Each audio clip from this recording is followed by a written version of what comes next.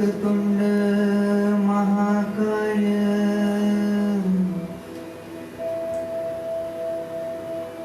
कोटि सूर्य समप्रभ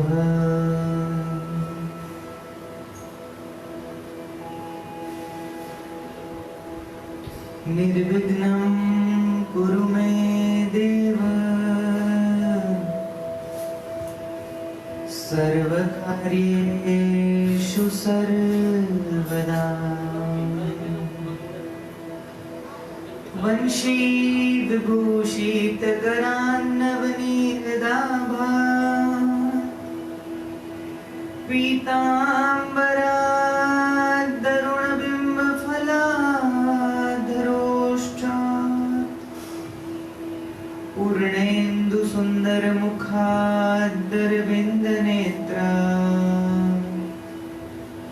कृष्णात् परं किमपि तत्त्वमहं न जाने। करारविन्देन पदारविन्दं मुखारविन्दे विनिवेशयन्तम् वटस्य पत्रस्य पुटे शयानम् बालं मुकुन्दं मनसा स्मरामि।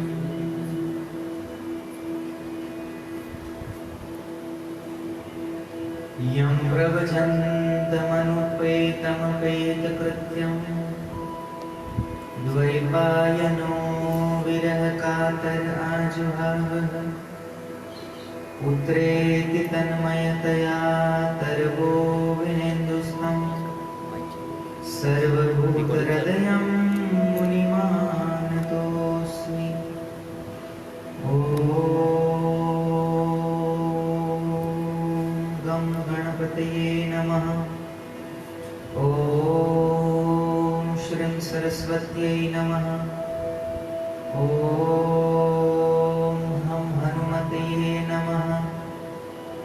ॐ श्री परमात्मने नमः। गुरु सच्चिदानंद भगवान की जय। श्रीमद् भागवत महापुराण की जय। जय जय श्री राम। जय जय श्री राम। जय जय श्री राम।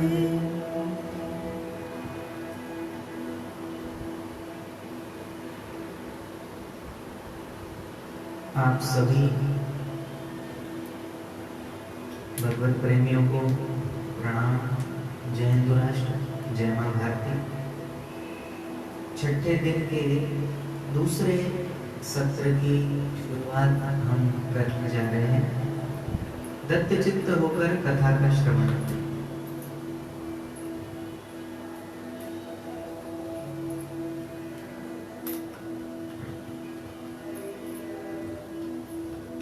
प्रातः के सत्र में हमने सुना कि प्रभु ने कंस का वध किया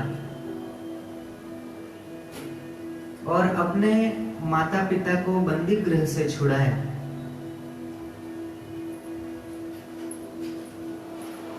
और बंदी गृह से छुड़ाकर वसुदेव और देवकी जी को प्रभु प्रणाम करते हैं।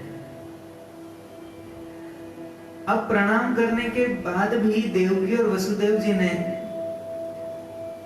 उनको पुत्र न समझकर जगदीश्वर समझकर अपने हृदय से नहीं लगाया। उनको अंदर से शंका हो गई कि हम इनको अपना पुत्र कैसे समझे। थोड़ा सा संकोच होने लगा, क्योंकि इन्होंने प्रभु के उस चतुर्भुज रूप के दर्शन कारागृह में किए थे और भगवान ने कहा था, मैं पहले भी 3 बार हे मां देवकी आपके गर्भ से जन्म ले चुका हूं। तो पुत्रवत स्नेह तो नहीं उमड़ा, लेकिन जब भगवान ने प्रणाम किया ये देखकर तो उन्होंने उनको गले नहीं लगाया। ऊपर से उनको शंका हुई कि ये जगदीश्वर, इनको हम अपना बेटा कैसे माने। थोड़ा संकोच हुआ। तब भगवान कृष्ण ने देखा कि माता पिता को मेरे ऐश्वर्यों का, मेरे भगवत भाव का ज्ञान हो गया है, परंतु इन्हें ऐसा ज्ञान होना ठीक नहीं है। इससे तो ये पुत्र सुख का, पुत्र स्नेह का सुख नहीं पा सकेंगे। ऐसा सोचकर भगवान ने उन पर अपनी योग माया फैला दी, जो उनके स्वजनों को मुक्त रखकर उनकी लीला में सहायक होती है। यदुवंश शिरोमणि भगवान बड़े भाई बलराम जी के साथ अपने माता पिता के पास जाकर आदर पूर्वक और विनय से झुककर, मेरी अम्मा, मेरे पिताजी, मेरी मैया, इन शब्दों से उन्हें प्रसन्न करते हुए कहने लगे कि पिताजी, माताजी, हम आपके पुत्र हैं और आप हमारे लिए ही सर्वदा उत्कंठित रहते हैं। फिर भी आप हमारे बाल्य, पौगंड और किशोर अवस्था का सुख हमसे नहीं पा सके। दुर्दैववश हम लोगों को आपके पास रहने का सौभाग्य नहीं मिला। अब हम आपके पास आ गए हैं, हमें अपना पुत्र समझकर हमें हृदय से लगा लो। प्रभु आगे कहते हैं, यस्तयोरात्मजः कल्प आत्मना च धनेन च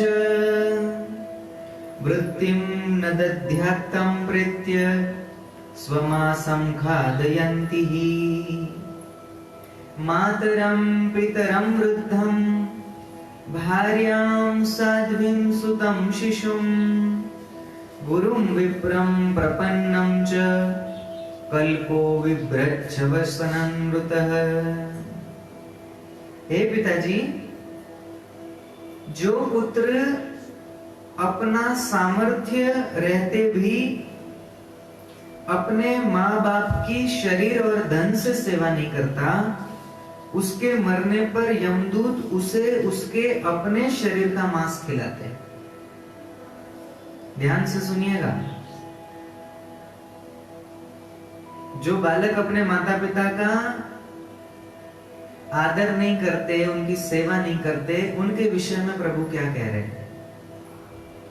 जो पुत्र सामर्थ्य रहने के बाद भी अपने माँ बाप के शरीर की और धन से सेवा नहीं करता, उसके मरने पर यमदूत उसके अपने ही शरीर का मांस उसे खिलाते हैं। जो पुरुष समर्थ होकर भी असमर्थ है तो उस पर यह नियम लागू नहीं होता, लेकिन समर्थ होकर भी बूढ़े माता पिता की, सती पत्नी की, बालक, संतान, गुरु, ब्राह्मण और शरणागत का भरण पोषण नहीं करता, वह जीता हुआ भी मुर्दे के समान ही है। हे पिताजी, हमारे इतने दिन व्यर्थ ही बीत गए, क्योंकि कंस के भय से सदा उद्विग्न चित्त रहने के कारण हम आपकी सेवा करने में असमर्थ रहे। अब हे पिताजी, हम आपके पास आ गए हैं। दुष्ट कंस ने आपको इतने इतने कष्ट दिए, परंतु हम परतंत्र रहने के कारण आपकी कोई सेवा नहीं कर सके। अब हम आपके साथ रहेंगे। कथा कहती है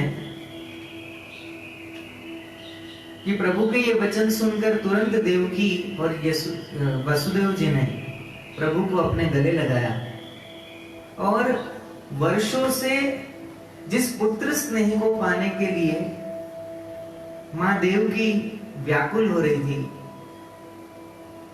वो सारी व्याकुलता प्रभु ने थोड़ी क्षणों में मिटा दी। कथा कहती है,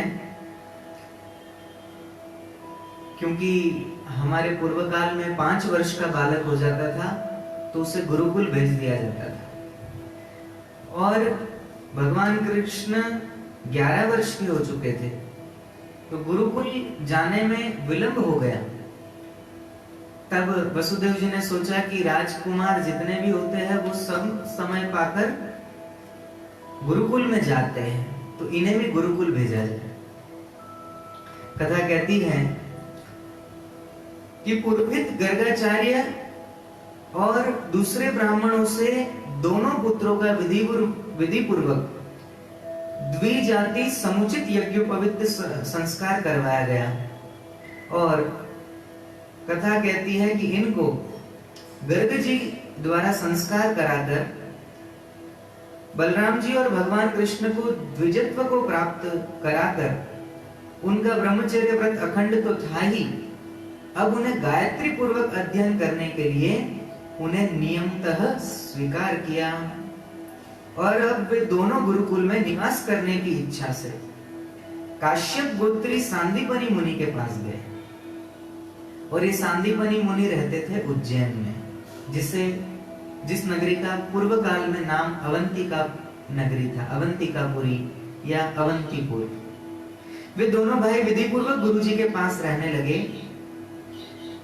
उस समय वे बड़े ही सुसंयत, अपनी चेष्टाओं को सर्वथा नियमित रखते हुए, गुरुजी तो उनका आदर करते थे, वे भी गुरुजी का आदर करते थे। उत्तम सेवा कैसी करनी चाहिए, यह बहुत समझने योग्य श्लोक है, ध्यान से सुनिएगा। यतोपसाद्य तौ दान्तौ गुरौ वृत्ति मनिन्दितां ग्राहयन्ता उपतौ स्म भक्त्या एव मिवाग्रुतौ। कि भगवान कृष्ण और बलराम जी भी गुरु की उत्तम सेवा कैसे करनी चाहिए, इसका आदर्श लोगों के सामने रखते हुए बड़ी भक्ति से इष्ट देव के समान उनकी सेवा करने लगे।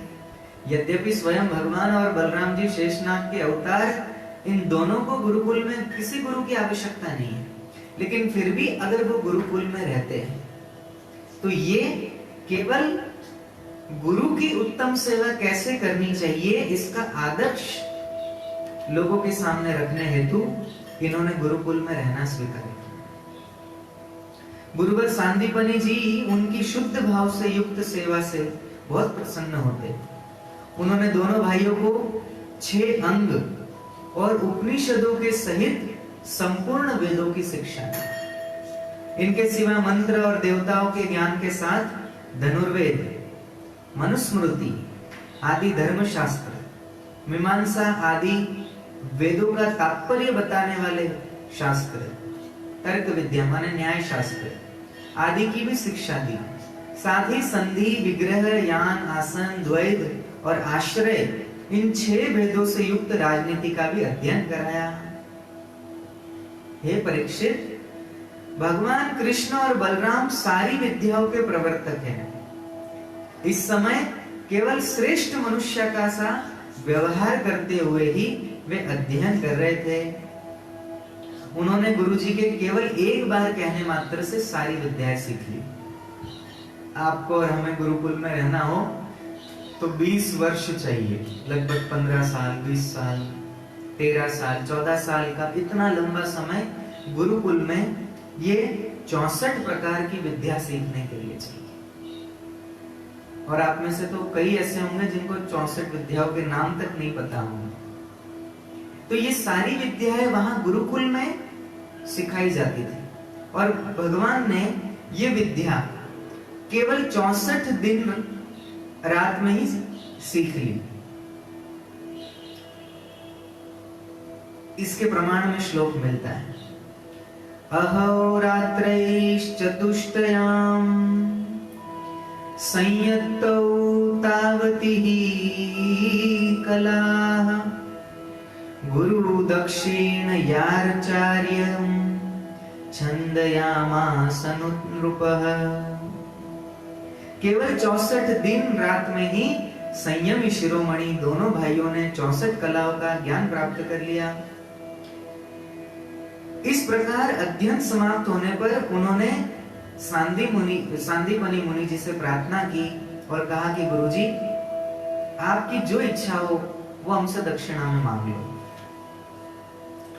जब भी हम गुरु से किसी से भी कोई विद्या सीखते हैं तो हमारा शास्त्र ये कहता है कि बदले में हम जिनसे जो भी विद्या कुछ सीखी हो, बदले में हम उन्हें कुछ ना कुछ दान दक्षिणा अवश्य दें, उनका अधिकार है।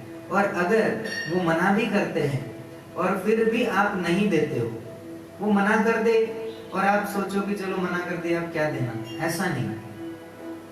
उन्होंने मना किया हो तब तो विशेष आग्रह पूर्वक कुछ ना कुछ देना चाहिए, नहीं तो गुरु के द्वारा जो सीखी हुई विद्या है उसका लोप हो जाता है।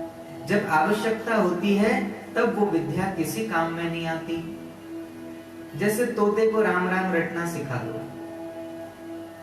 बड़ा प्यार से बड़ी मीठी वाणी से तोता जपेगा राम राम राम, कृष्ण कृष्ण कहना सिखा दो, तोते बहुत सारे शब्द तोता बोल सकता है। उसे राम राम सिखा दो, आपने अच्छे शब्द सिखाए, लेकिन जब बिल्ली आकर झपट्टा मारती है, अब अंत समय है, अब मृत्यु का समय है उसका, उस समय राम नाम जप करना चाहिए, लेकिन उस समय वो तोता राम नाम का जप नहीं करता, क्योंकि केवल विद्या सीख ली, उसका अर्थ न जान पाया। जिससे राम नाम सीखा है उसको तोता कुछ दे न पाया, तो विद्या टिकी नहीं, अंत समय में कुछ काम न आई। इसलिए जिससे कुछ भी सीखो उसे कुछ ना कुछ देना चाहिए। यही आदर्श स्थापित करने के लिए प्रभु ने सांदीपनी मुनि को कहा कि आप कुछ मांग लीजिए। अब सांदीपनी मुनि ने इन दोनों भाइयों की अद्भुत प्रतिभा और महिमा को जाना। अलौकिक इनकी बुद्धि का अनुभव सांदीपनी जी ने कर लिया, क्योंकि पूरे जीवन काल में ऐसे विद्यार्थी सांदीपनी जी के गुरुकुल में कभी नहीं आए जिन्होंने केवल 64 दिन में 64 कलाओं का ज्ञान प्राप्त कर लिया। कथा कहती है कि उन्होंने अपनी पत्नी से सलाह करके और मंत्रणा की कि अब इनसे गुरु दक्षिणा में क्या मांगना चाहिए। तब सांदीपनी ऋषि की भार्या ने आंखों में अश्रु लाते हुए कहा कि अगर ये वास्तव में इतने ज्ञानी, इतने सामर्थ्यवान हैं, तो मेरे पुत्र को तो वो जरूर वापस लौटाएंगे। सांदीपनी जी को समझते देर नहीं लगी, उन्होंने तुरंत प्रभु से कहा कि आप मेरे शिष्य हो बेटा। प्रभास क्षेत्र में हमारा बालक समुद्र में डूबकर मर गया था, हमें दक्षिणा में वही बालक चाहिए, क्या आप लाकर दे सकते हैं? बलराम जी और भगवान कृष्ण ने, जो अद्भुत पराक्रमी थे, दोनों ने कहा कि बहुत अच्छा गुरुजी, हम लाकर देंगे। गुरुजी की आज्ञा स्वीकार की, रथ पर दोनों सवार हुए और प्रभास क्षेत्र में गए। समुद्र तट पर जाकर क्षण भर बैठे रहे और उस समय साक्षात परमेश्वर आए हुए हैं ये जानकर समुद्र देव पूजा की थाली और पुष्पमाला लेकर प्रकट हुए।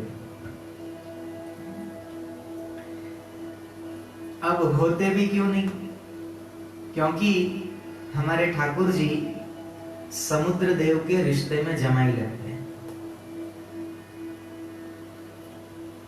और ठाकुर जी के समुद्र देव ससुर जी लगते हैं, क्योंकि प्रभु का विवाह श्री लक्ष्मी जी से हुआ और लक्ष्मी जी समुद्र मंथन के समय सागर के गर्भ से उत्पन्न हुई, इसलिए लक्ष्मी समुद्र देव की बेटी है। तो जमाई द्वार पर आए हैं तो स्वागत करने के लिए ससुर रूपी ये समुद्र देव समक्ष आए। भगवान ने कहा कि हे समुद्र देव, तुम यहाँ अपनी बड़ी बड़ी तरंगों से हमारे जिस गुरुपुत्र को बहा कर ले गए थे, उस गुरुपुत्र को हमें वापस दे दो और शीघ्र दे दो। समुद्र देव सोचने लगे कि आपके गुरुपुत्र को नहीं, मैंने किसी गुरुपुत्र को नहीं मारा है। हे देवाधिदेव, मैंने आपके गुरुपुत्र को नहीं मारा है। मेरे जल में पंचजन्य नामक एक बड़ा भारी दैत्य जाति का असुर शंख के रूप में रहता था, अवश्य ही उसी ने वह बालक चुरा लिया होगा। समुद्र की बात सुनकर प्रभु तुरंत जल में प्रवेश कर गए और शंखासुर को वहीं मार डाला। शंखासुर के गर्भ में देखा तो बालक नहीं मिला, तब उसके शरीर का शंख लेकर भगवान रथ पर चले आए और बलराम जी के साथ भगवान श्री कृष्ण यमराज जी की प्रियपुरी संयमनी में जाकर वही पांचजन्य शंख बजाया और वो शंख सुनते ही यमराज जी स्वयं स्वागत सत्कार करने के लिए भक्ति भाव से भरकर विधि पूर्वक भगवान की पूजा करने लगे। उन्होंने नम्रता से झुककर समस्त प्राणियों के हृदय में विराजमान वो सच्चिदानंद स्वरूप परमात्मा से कहा, लीला से ही मनुष्य बने हुए सर्वव्यापक परमेश्वर, मैं आप दोनों की क्या सेवा करूं, मेरा प्रणाम स्वीकार कीजिए। भगवान ने कहा कि यमराज, यहाँ अपने कर्म बंधन के अनुसार मेरा एक गुरुपुत्र लाया गया है, तुम मेरी आज्ञा को स्वीकार करो और उसके कर्म पर ध्यान न देकर उसे मेरे पास ले आओ। गुरु पुत्र मिहानीतम निज कर्म निबंधनम आनयस्व महाराज मच्छासन पुरस्कृतः। यमराज जी ने कहा, जो आज्ञा। भगवान का आदेश स्वीकार किया, उनके गुरुपुत्र की आत्मा लाकर दे दी। तब भगवान श्री कृष्ण ने और बलराम जी ने उस बालक की आत्मा को अपने योग माया के द्वारा, जैसे उसका पूर्व में शरीर था वैसा ही शरीर लाकर बनाकर दिया और उस बालक को अपने गुरुदेव के चरणों में भेंट करके और हाथ जोड़कर कहा कि गुरुदेव, और कोई दक्षिणा चाहिए तो अवश्य हमसे मांग ले। गुरुजी ने कहा, बेटा आप दोनों ने भली भांति गुरु दक्षिणा दे दी, अब और हमें क्या चाहिए। जो तुम्हारे जैसे पुरुषोत्तम का गुरु है उसका कौन सा मनोरथ अपूर्ण रह सकता है। वीरो, अब आप दोनों घर जाओ, तुम्हें लोगों को पवित्र करने वाली कीर्ति प्राप्त हुई। तुम्हारी पढ़ी हुई विद्या इस लोक और परलोक में सदा नवीन बनी रहे, कभी विस्मृत न हो। सुखदेव जी कहते हैं कि परीक्षित, फिर गुरु जी से आज्ञा लेकर वायु के समान वेग और मेघ के समान शब्द वाले रथ पर सवार होकर दोनों भाई मथुरा लौट आए। अब कथा कहती है कि प्रभु मथुरा आ गए।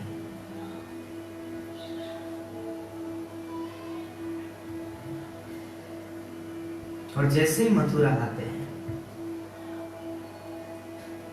अपनी मां देवकी और पिता वसुदेव के साथ समय बिताते हैं, लेकिन रात्रि में प्रभु को नींद नहीं आती।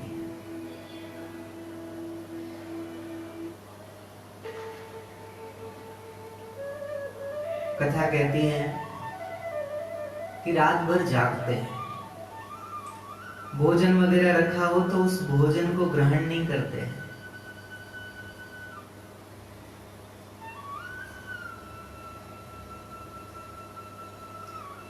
कभी कभी मुंह घुमाकर आंखों में आंसू भी आ जाते हैं, रो लेते हैं। उनके व्यवहार को दास दासी समझ नहीं पाए, क्योंकि यहाँ ब्रज में तो राजा ही थे, ब्रजेंद्र, गाय बछड़े आदि चराते थे। मां यशोदा का अपूर्व अभूतपूर्व प्रेम प्राप्त होता था। वहां दास दासियां नहीं थे, वहां सारे भक्त थे।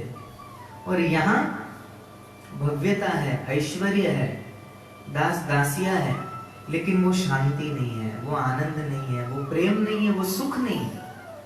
और उस सुख को प्राप्त करने के लिए छटपटाते हैं। लेकिन अवतार जो धारण किया है धर्म संस्थापनार्थाय, धर्म की स्थापना करने का प्रण लिया है, तो वो ब्रज में रहकर धर्म की स्थापना कैसे हो। कथा कहती है कि प्रभु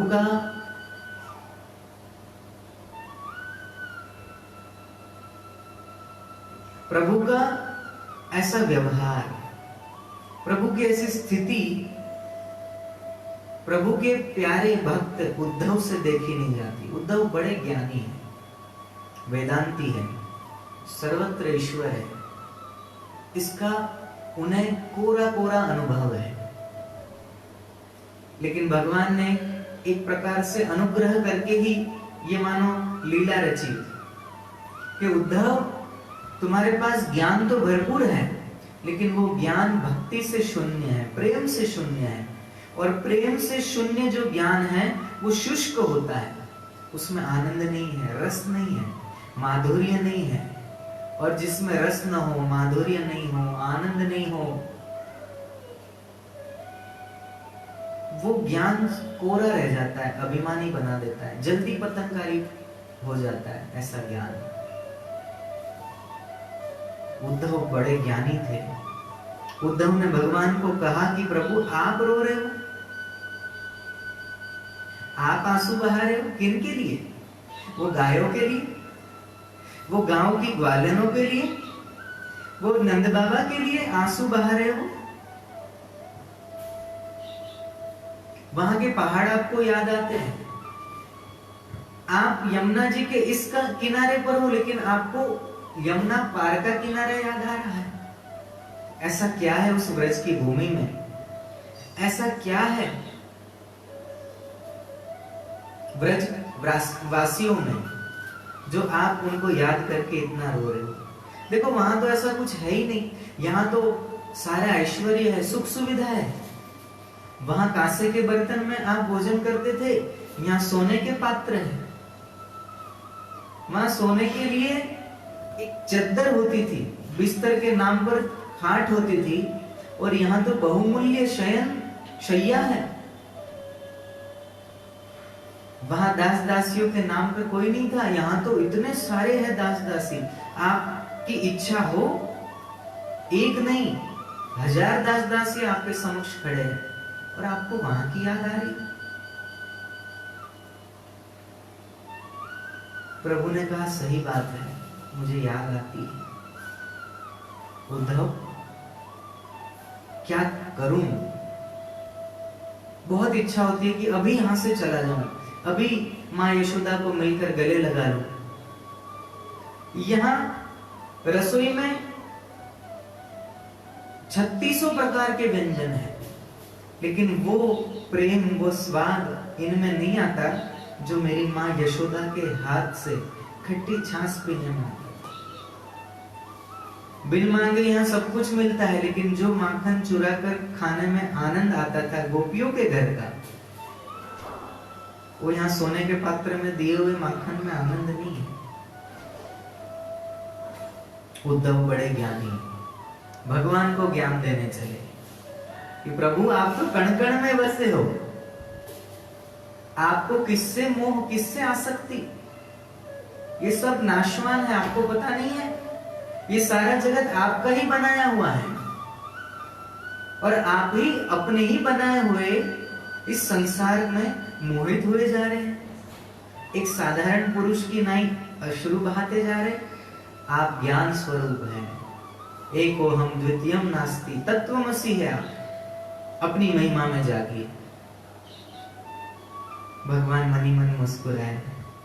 अच्छा, तो जो ज्ञान मुझे दे रहे हो ना, जो स्थिति यहां मेरी है, वही स्थिति ब्रज में सारे ब्रजवासियों की। एक बार उनको भी इस प्रकार का ज्ञान देकर आओ, और उनको कहो कि जिस कृष्ण के लिए आंसू बहा रहे हो, वो कृष्ण कण कण में व्याप्त है।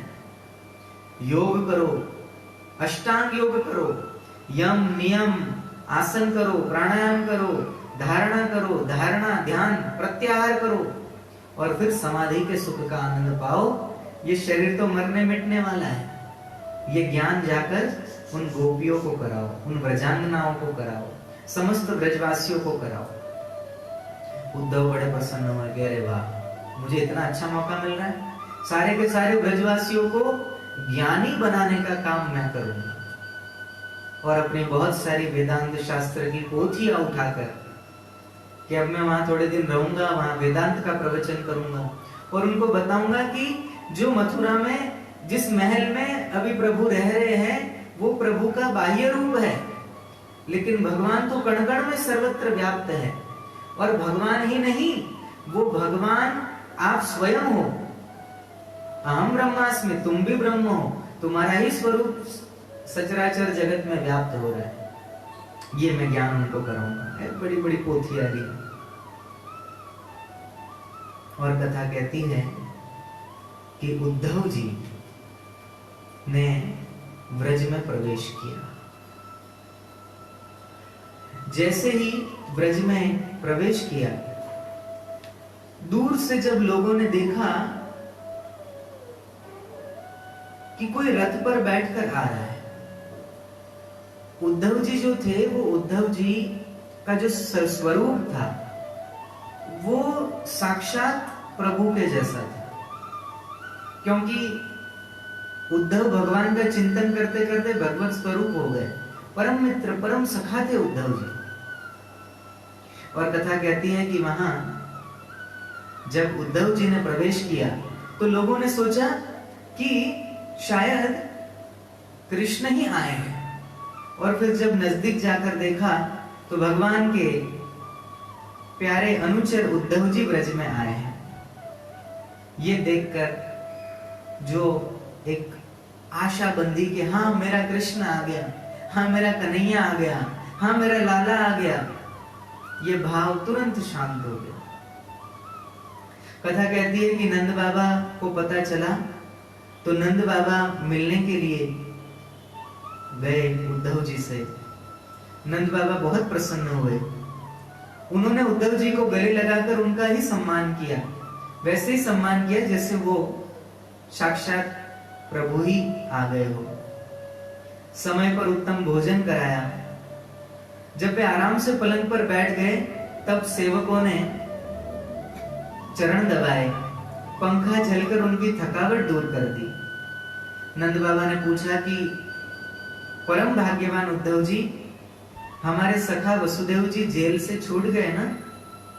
उनके आत्मीय स्वजन तथा पुत्र आदि उनके साथ है ना? इस समय वे सब हर कोई सकुशल है ना? यह बड़े सौभाग्य की बात है कि अपने पापों के फलस्वरूप पापी कंस अपने अनुयायियों के साथ मारा गया, क्योंकि स्वभाव से ही धार्मिक परम साधु यदुवंशियों से वह सदा द्वेष करता था। उद्धव जी धीरे से पूछते हैं कि हे उद्धव जी, क्या कन्हैया कभी हम लोगों को याद भी करते?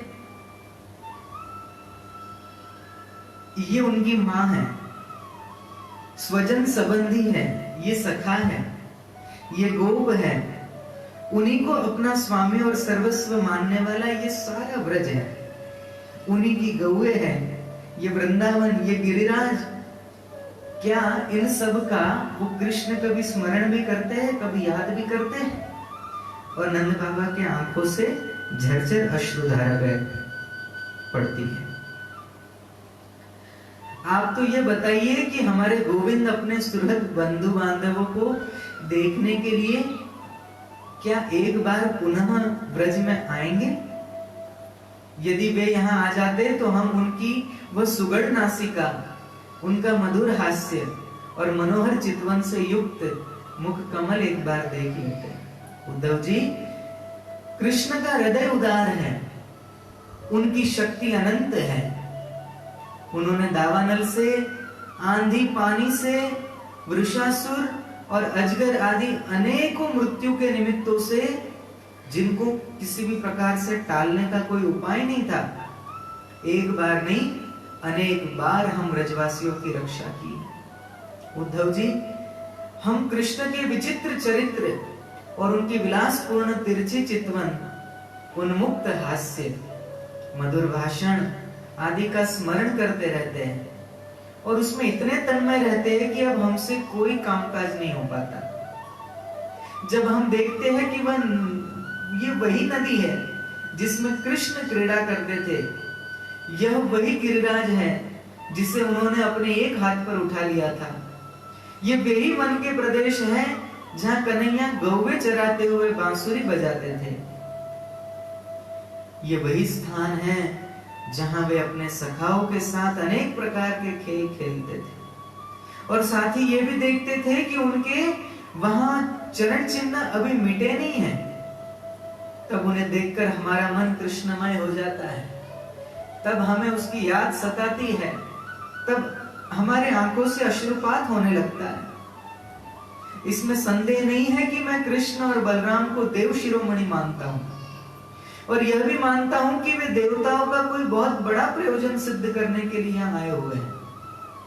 स्वयं भगवान गर्गाचार्य जी ने मुझसे ऐसा ही कहा था जैसे सिंह बिना किसी परिश्रम के पशुओं को मार डालता है, वैसे उन्होंने खेल खेल में ही 10,000 हाथियों का बल रखने वाले कंस और उसके अजय पहलवानों को महान बलशाली गजराज कुवलिया पीड़ा को मार डाला था।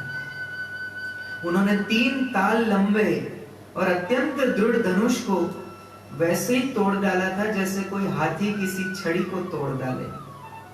हमारे प्यारे कृष्ण ने एक हाथ से 7 दिनों तक गिरिराज को उठाए रखा था। यही सबके देखते देखते खेल खेल में उन्होंने प्रलंबासुर, धेनुकासुर, अरिष्टासुर, तृणावर्त, बकासुर आदि उन बड़े बड़े दैत्यों को मार डाला था, जिन्होंने समस्त देवता और असुरों पर विजय प्राप्त कर ली थी। नंद बाबा का हृदय यूं ही भगवान कृष्ण के अनुराग के रंग में रंगा हुआ था और वो उद्धव जी से बात करते जा रहे थे और आंखों से आंसू बहाए जा रहे थे। कथा कहती है कि उद्धव जी इतने शुष्क ज्ञानी थे कि नंद बाबा प्रेम से अश्रुपात कर रहे हैं तो उन्हें देखकर उद्धव हंस रहे थे। उन्हें मजाक लग रहा था, उन्हें वो स्वांग लग रहा था और वो मनी मन सोच रहे थे कि हाय, ये ब्रजवासी, ये भगवान के पिता, भगवान इनकी गोद में खेले, इनकी गैयाओं को चराया और लेकिन फिर भी इनके मन से मोह नहीं मिट रहा और ये आसक्त होकर अश्रुपात कर रहे हैं। ये साधारण मनुष्य की बात है, ज्ञानी कभी आंसू नहीं बहाते। कथा कहती है उद्धव जी ने जैसे ही नंद बाबा ने अपना वक्तव्य पूर्ण किया, उद्धव जी कहते हैं कि हे माननीय नंद बाबा, इसमें संदेह नहीं है कि आप दोनों समस्त शरीरधारियों में अत्यंत भाग्यवान हैं, सराहना करने योग्य है, क्योंकि जो सारे चराचर जगत के बनाने वाले और उसे ज्ञान देने वाले नारायण हैं, उनके प्रति आपके हृदय में ऐसा वात्सल्य, स्नेह है, पुत्र भाव है। एतो हि विश्वस्य च बीज योनि रामो मुकुन्दः पुरुषः प्रधानः अन्वीय भूतेषु विलक्षणस्य ज्ञानस्य चेषात् इमौ पुराणम्। ए बाबा सुनो, ये बलराम और श्री कृष्ण को जो आप अपना बेटा समझते हो ना,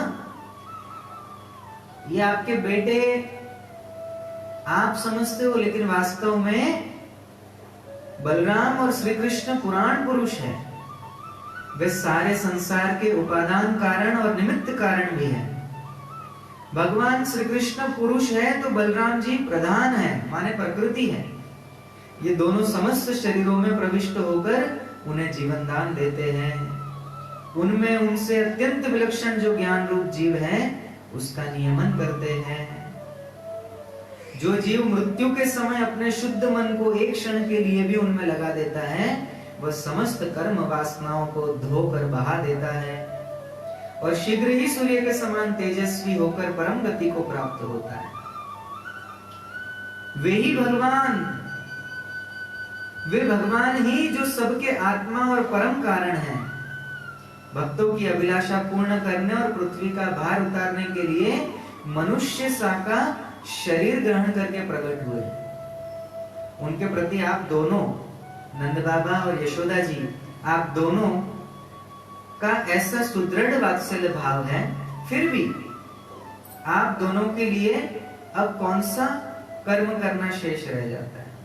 देखो, आप तो योग करो, आप ध्यान करो, आप दोनों परम भाग्यशाली, खेद मत करो। कृष्ण को अपने पास ही देखेंगे, क्योंकि जैसे काष्ठ में अग्नि सदा ही व्यापक रूप से रहती है, वैसे ही समस्त प्राणियों के हृदय में सर्वदा वो कृष्ण विराजमान रहते हैं। एक शरीर के प्रति अभिमान न होने के कारण न तो कोई उनका प्रिय है न तो कोई अप्रिय। अब यहाँ ज्ञान की बात कर रहे उद्धव जी, ध्यान से सुनिएगा, शायद ये बात समझ में आपके आ जाए भगवत कृपा से। उद्धव जी कह रहे हैं वो प्रभु कैसे हैं? बोले एक शरीर के प्रति अभिमान न होने के कारण न तो कोई उनका प्रिय है और न तो अप्रिय, वे सब में और सबके प्रति समान है, इसलिए उनकी दृष्टि में न कोई उत्तम है न कोई अधम है। यहां तक कि विषमता का भाव रखने वाला भी उनके लिए विषम नहीं है। न तो कोई उनकी माता है और न तो उनका कोई पिता है, न पत्नी है न तो पुत्र है, न अपना है न तो पराया है, न देह है न तो जन्म ही है। इस लोक में उनका कोई कर्म नहीं है, फिर भी वे साधुओं के परित्राण के लिए, लीला करने के लिए देवादि सात्विक, मत्स्यादि तामस एवं मनुष्य आदि मिश्र योनियों में शरीर धारण करते हैं। वो भगवान अजन्मा है, उनमें प्राकृत सत्व रज आदि में एक भी गुण नहीं है। इस प्रकार इन गुणों से अतीत होने पर भी लीला के लिए खेल खेल में सत्व रज और तम इन तीनों गुणों को स्वीकार कर लेते हैं और उनके द्वारा जगत की रचना, पालन और संहार करते हैं। ये सब बातें नंद बाबा और यशोदा जी और दूसरे ब्रजवासियों को उद्धव जी सुना रहे हैं, और ये सब सुन रहे हैं, समझ में किसी को नहीं आ रहा है। क्यों? क्योंकि वो तो प्रेम की भूमि है ना, वृंदावन प्रेम की भूमि है, सारा का सारा ब्रज, और ये ब्रजराज ही इनके प्रेम को समझते थे। इनके प्रेम को प्रकट करने में इन ब्रजराज का ही तो संपूर्ण श्रेय था। कथा कहती है कि उद्धव जी ने तरह तरह कैसे इनको ब्रह्म ज्ञान देना चाहा, ज्ञान देना चाहा, लेकिन जिनके पास प्रेम हो, जिनके पास प्रेम की निधि हो, उनको ये योग ज्ञान यज्ञ ये सब कहां सुहाएगा, कहां भाएगा। गोपिया कहती है उद्धव योग कहां राखे, यहाँ रोम रोम श्याम है। आप कहो कि ध्यान करो और सोचो मैं मन नहीं हूं, मैं इंद्रियां नहीं हूं, मैं शरीर नहीं हूं, मैं इंद्रिय निग्रह करूंगा। यह समय किसको है? यहां तो पल पल में ध्यान में प्रत्येक क्षण में कृष्ण के अलावा कुछ दिमाग में है ही नहीं। कृष्ण के अलावा हमारी जिह्वा पर अन्य किसी का नाम आता ही नहीं है। हमारे मुख के द्वारा कोई चर्चा भी होती है तो केवल नाम, गुण, धाम, लीला और रूप, और ये पांचों चीजें अगर कहीं चर्चा में आती है तो उस चर्चा का केंद्र होते हैं श्याम सुंदर। हम अन्य कोई चर्चा ही नहीं करते।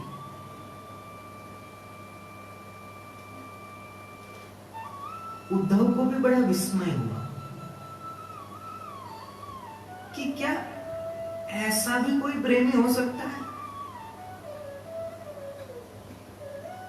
जहां लेने की भावना होती है वहां प्रेम नहीं होता, जहां देना ही देना होता है।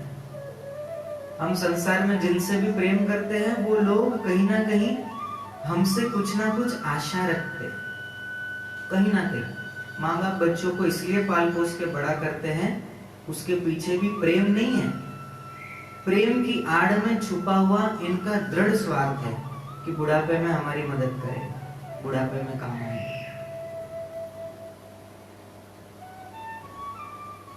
बच्चे भी माँ बाप को तब तक रखते हैं जब तक उनके पीछे उनका छिपा स्वार्थ रहता है। जब तक माँ बाप मदद करते हैं, सेवा करते हैं या हर प्रकार से बच्चों के सपोर्ट में खड़े रहते हैं, तो ऐसे बालक वृद्धावस्था में माँ बाप को सहारा देते हैं। लेकिन जैसे ही पता चलता है कि अब ये किसी काम के नहीं रहे हमारे, अब ये तो हम पर बोझ बनेंगे, तब वहां वो प्रेम जो शुरुआत में दिखा था वो धीरे धीरे खत्म हो जाता है। माँ बाप को हाथ पकड़ के वृद्धाश्रम पहुंचा देते हैं। एक नहीं, दो नहीं, अनेक अनेक व्यक्तियों को मैं जानता हूं, धन भरपूर है लेकिन संस्कार का अभाव, प्रेम है लेकिन स्वार्थपूर्ण प्रेम है, और वो प्रेम माता पिता को वृद्धाश्रम में छोड़ाता है। और वही पुत्र, वही बहू नवरात्रि में माँ दुर्गा की पूजा करते हैं, लेकिन स्वयं की माँ वृद्धाश्रम में रहती है। तब हमें कहना पड़ता है कि घर की देवी को छोड़कर मूर्ति पूजने से देवी माँ दुर्गा प्रसन्न नहीं होगी। उस माँ की सेवा शुश्रूषा जो अभी आपके पास है, उसका अगर हृदय प्रसन्न हो गया तो माँ दुर्गा को प्रसन्न करने के लिए अतिरिक्त कोई व्रत आदि करने की आवश्यकता नहीं पड़ेगी। हाँ, नियम है, हमारी आस्था है, श्रद्धा है, व्रत करो, मैं उसका विरोधी नहीं हूं। लेकिन अगर घर में रहने वाली कोई भी स्त्री, बेटी हो, पत्नी हो, बहन हो, बहू हो, सास हो या माँ हो, कोई भी स्त्री घर में दुखी है, तो कितनी भी आप माँ की कठिन से कठिन साधना कर लो, लाभ नहीं होगा। क्योंकि जीवित देवी जो घर में चलता फिरती जो दुर्गा है, उसका अपमान, तो क्या बरकत आएगी आपके जीवन में। तो यहां गोपियां कहती है कि हे उद्धव, सुन ली हमने तेरी बहुत सी बात, ठीक है।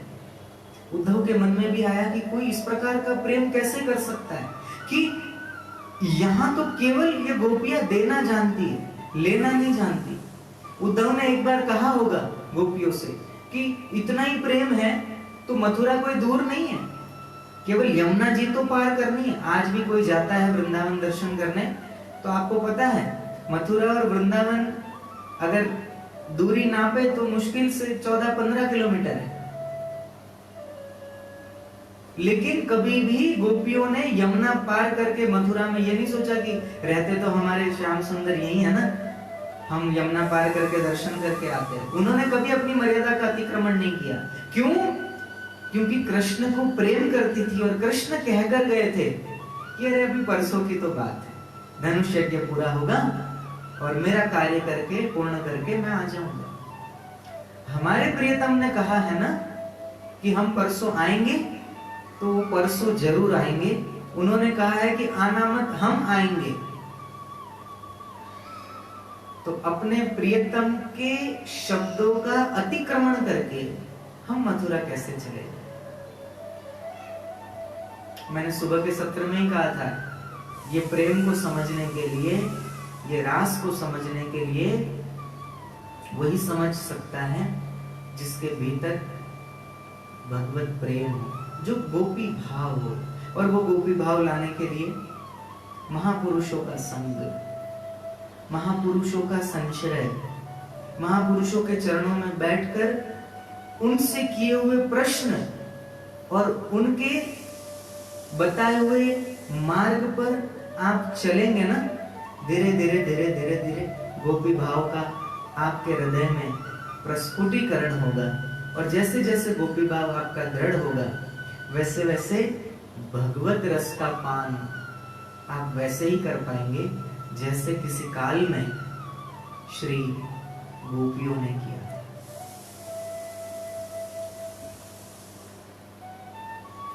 उद्धव जी प्रेम देखकर गोपियों का, ये तो आए थे उधो उधो सुधो भयो, गोपियों को मिलने के बाद। उधो माने उल्टा, लेकिन गोपियों को मिलने के बाद उधो सुधो भयो है, सीधे हो गए उद्धव। उनको पता चला कि ये जो मेरे पास ज्ञान था वो कोरा ज्ञान था, उसकी महिमा थी ज्ञान की, लेकिन जैसे रसगुल्ले को या गुलाब जामुन को या जलेबी को हमने तेल में तल लिया, घी में तल लिया, लेकिन अगर उसे चाशनी में नहीं डुबाया तो क्या वो जलेबी, रसगुल्ला या वो गुलाब जामुन खाने योग्य होता है? क्या वो जीभ का स्वाद बढ़ाने वाला पदार्थ बनता है? बिल्कुल नहीं। जब तक चाशनी का स्पर्श हो न जाए, और चाशनी का केवल स्पर्श नहीं, चाशनी भीतर तक उतर जाए, फिर वो स्वादिष्ट होता है, फिर वो उपयोगी होता है, दूसरों को आनंद देने वाला होता है। तो ठीक उसी प्रकार अगर शास्त्र का केवल कोरा वेदांत है, तो इस शास्त्र ने कहा कि वो कोरा ज्ञान उस बिना चाशनी के गुलाब जामुन जैसा है, बिना चाशनी की जलेबी जैसा है। लेकिन जैसे ही प्रेम की चाशनी, भक्ति की चाशनी में वो सराबोर होता है ज्ञान, अकेली चाशनी भी खाने योग्य नहीं है, शुगर लेवल बढ़ा दे, बीमार कर दे। लेकिन ज्ञान संयुक्त प्रेम, ऐसा योगी, इसे योगी कहा है।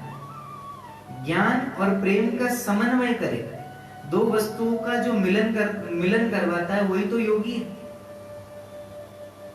योग इसी को कहते हैं। देखो, गणित का जानकार दो अंकों के मिलन को योग कहता है। ये दो अंक मिलाकर ये योग बना। आयुर्वेद के आयुर्वेदाचार्य दो औषधियों के, भिन्न भिन्न औषधियों के मिलन को योग कहते हैं। ये रसायन योग है, हाँ ये त्रिफला योग है, योग बना। ऐसे ही जो अष्टांग योगी होते हैं, वो प्राणों को एक दूसरे में मिलाकर और फिर वो प्राणों को ऊपर चढ़ाकर ब्रह्मरंध्र से निकालते हैं, सूक्ष्म शरीर धारण करते हैं, शरीर का आकार बढ़ा लेते हैं, अपनी नई सृष्टि का निर्माण करते हैं, वो भी योग है। और ये भी एक योग है, ज्ञान और भक्ति का समन्वय करना। ऐसा योगी प्रभु को बड़ा प्रिय है, और भगवान उद्धव को ऐसा ही योगी बनाना चाहते थे, इसलिए भेज दिया ब्रज कि जाओ गोपियों से मिलो, नंद बाबा से मिलो, हमारी गैयाओं से मिलो। उद्धव ने जब गायों को देखा तो स्तब्ध हो गए। गायों ने, जब से प्रभु गए हैं, गायों ने घास छोड़ दिया, नहीं खाती, बछड़ों ने दूध पीना छोड़ दिया, और जिस दिशा में कृष्ण गए थे उसी दिशा में वो बार बार निहारती है कि शायद इसी दिशा से गए थे और इसी दिशा से कोई रथ आता हुआ दिख जाए जिसमें हमारे प्यारे कन्हैया हो, श्याम सुंदर बैठे हो। बड़ी विचित्र दशा है गोपियों की। बड़ा सुंदर गाया है, किसी भक्त ने इसके गोपियों के भाव को यहाँ दर्शाया है कि हे उद्धव, तुम आए हो ना कृष्ण का संदेश लेकर, ठीक है, बढ़िया है, हमने सुन लिया, लेकिन वो योग और ज्ञान वाला संदेश हमें नहीं सुहाने वाला, क्योंकि यहाँ योग कहाँ राखे, यहाँ रोम रोम श्याम है। हम प्रेम दीवानी है, वो प्रेम दीवाना,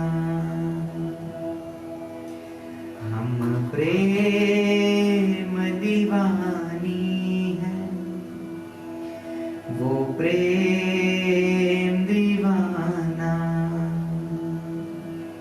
ऐ उद्धव हमें ज्ञान की, ऐ उद्धव हमें ज्ञान की, पोथी न सुनाना, हम प्रेम दीवानी है, वो प्रेम दीवाना। तन मन जीवन श्याम का, और श्याम हमारा काम, रोम रोम में रम रहा, वो मत वाला श्याम, इस तन में अब योग का नहीं कोई ठिकाना। हम प्रेम दीवानी है, वो प्रेम दीवाना है। उद्धव, अब तुम्हें कुछ करना ही है। तुम संदेश लेकर आए, अब हमारा संदेश लेकर जाए। क्या संदेश? अश्रुपात हो रहा है। गोपी कहती है, ऊधो तुम सुमन को जो हरि सन्मुख ले जाओ। ऊधो तुम असुवन को जो हरि सन्मुख ले जाओ। पूछे हरि कुशल तो चरणों में दियो चढ़ाओ। कहियो जी इस प्रेम का, कहियो जी इस प्रेम का, ये तुच्छ नजराना। ऐ ऊधो हमें ज्ञान की पोथी न सुनाना। प्रेम डोर में बंध रहा जीवन का संयोग। चरणन की पूजा करे बस यही हमारा योग। कानों में रहे गूंजता, कानों में रहे गूंजता बंशी का तराना। ऐ ऊधो हमें ज्ञान की पोथी न पढ़ाना। हम प्रेम दीवानी हैं, वो प्रेम दीवाना। हम प्रेम दीवानी हैं, वो प्रेम दीवाना।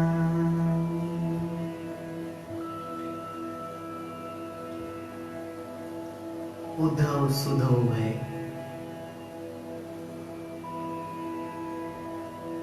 ये तो प्रेम की बात है उद्धव। बंदगी तेरे बस की नहीं है। यहाँ सिर दे के होते हैं सौदे। आशिकी इतनी सस्ती नहीं है।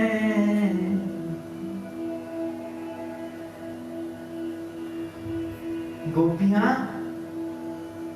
सुधार देती है उद्धव। वो ज्ञान का अभिमान था, अब वो शून्य हो गया। वो जो जलेबी थी वो चाशनी में पूरी तरह से डुबा दी गोपियों ने, और वो प्रेम प्रकट हुआ। और कथा कहती है कि उद्धव और गोपियों का जो संवाद हुआ, गोपियों ने तो पहले देखा कि दूर से तो देखा कि ये मुकुट, ये पीतांबर और ये जो उम्र है ये लगभग हमारे कन्हैया की है। हाँ, ये हमारा कन्हैया ही आ रहा है। यूं सोचकर गोपियां प्रेम में मतवाली हुई जा रही थी। आंखों में सजलता आ गई, दक्षता आ गई, और सब एक दूसरे को कहने लगे कि अरे लगता है हमारे श्याम सुंदर आ गए। लेकिन जब उद्धव को नजदीक आकर देखा कि ये हमारे श्याम सुंदर नहीं है, तो उद्धव है, तब एक भौरा वहां आता है और मानो एक गोपी को उस समय स्मरण हो रहा था कि भगवान कृष्ण के मिलन की लीला का। उस समय उसने देखा कि पास ही एक भंवरा गुनगुना रहा है। उसने ऐसा समझा मानो मुझे रूठी हुई समझकर श्री कृष्ण ने मनाने के लिए दूत भेजा हो। वह गोपी भंवरे से इस प्रकार कहने लगी। अब उद्धव खड़े हैं सामने, लेकिन उद्धव की तरफ नहीं देख रहे। वो भंवरा है, उस भंवरे की तरफ देखकर कहती है। और इसी गोपियों का और उद्धव का जो संवाद है, जो भंवरे को देखकर हुआ, उसे श्रीमद् भागवत शास्त्र में भ्रमर गीत कहा गया। हमने वेणु गीत सुना, गोपी गीत सुना, ये तीसरा गीत भ्रमर गीत, और इससे पहले एक गीत और सुना, युगल गीत। ये 4 गीत, आगे एक गीत और आएगा जिसे रास पंचाध्यायी कहते हैं। श्री अखंडानंद जी महाराज ने इस पर विस्तृत इन रास पंचाध्यायी के रूप में इन 5 गीतों की विस्तार से व्याख्या की। गोप्युवाच मधुपकितव बंधो मास्पृशंगांग्रि सपत्न्याः कुच विलोलित मालां कुंकुमश्नुश्रीर्भिर्नः वहतु मधुपतिस्तमानिनीनां प्रसादं यदु सदसि विडम्ब्य यस्य दुतस्वमित्र सुक्रूदधर सुधां स्वां मोहिनीं वायित्वा सुमनस इव सद्यस्त त्यजेस्मान् भवाद्र परिचरति कथं तत्पाद पद्मं तु पद्मा यपीबत रच्चेता उत्तम श्लोक जल्पैः। गोपी ने कहा, ए भंवरे, तू कपटी का सखा है, इसलिए तू भी कपटी है, हमारे पैरों को मत छू। भंवरे को देखकर उद्धव को सुना रही है गोपी, ध्यान से श्रवण करना। अरे भंवरे, तू कपटी का सखा है, इसलिए तू भी कपटी है, तू हमारे पैरों को मत छू, झूठे प्रणाम करके हमसे अनुनय विनय मत कर। हम देख रही है कि श्री कृष्ण की जो वनमाला हमारी सौतों के वक्षस्थल के स्पर्श से मसली हुई है, उसका पीला पीला कुमकुम तेरी मूंछों पर भी लगा हुआ है। तू स्वयं भी तो किसी कुसुम से प्रेम नहीं करता, यहां से वहां उड़ा करता है। तेरे जैसे तेरे स्वामी वैसा ही तू। मधुपति श्री कृष्ण मथुरा की माननी नायिकाओं को मनाया करे और उनका वह कुमकुम रूप कृपा प्रसाद जो यदुवंशियों के सभा में उपहास करने योग्य है, अपने ही पास रखे।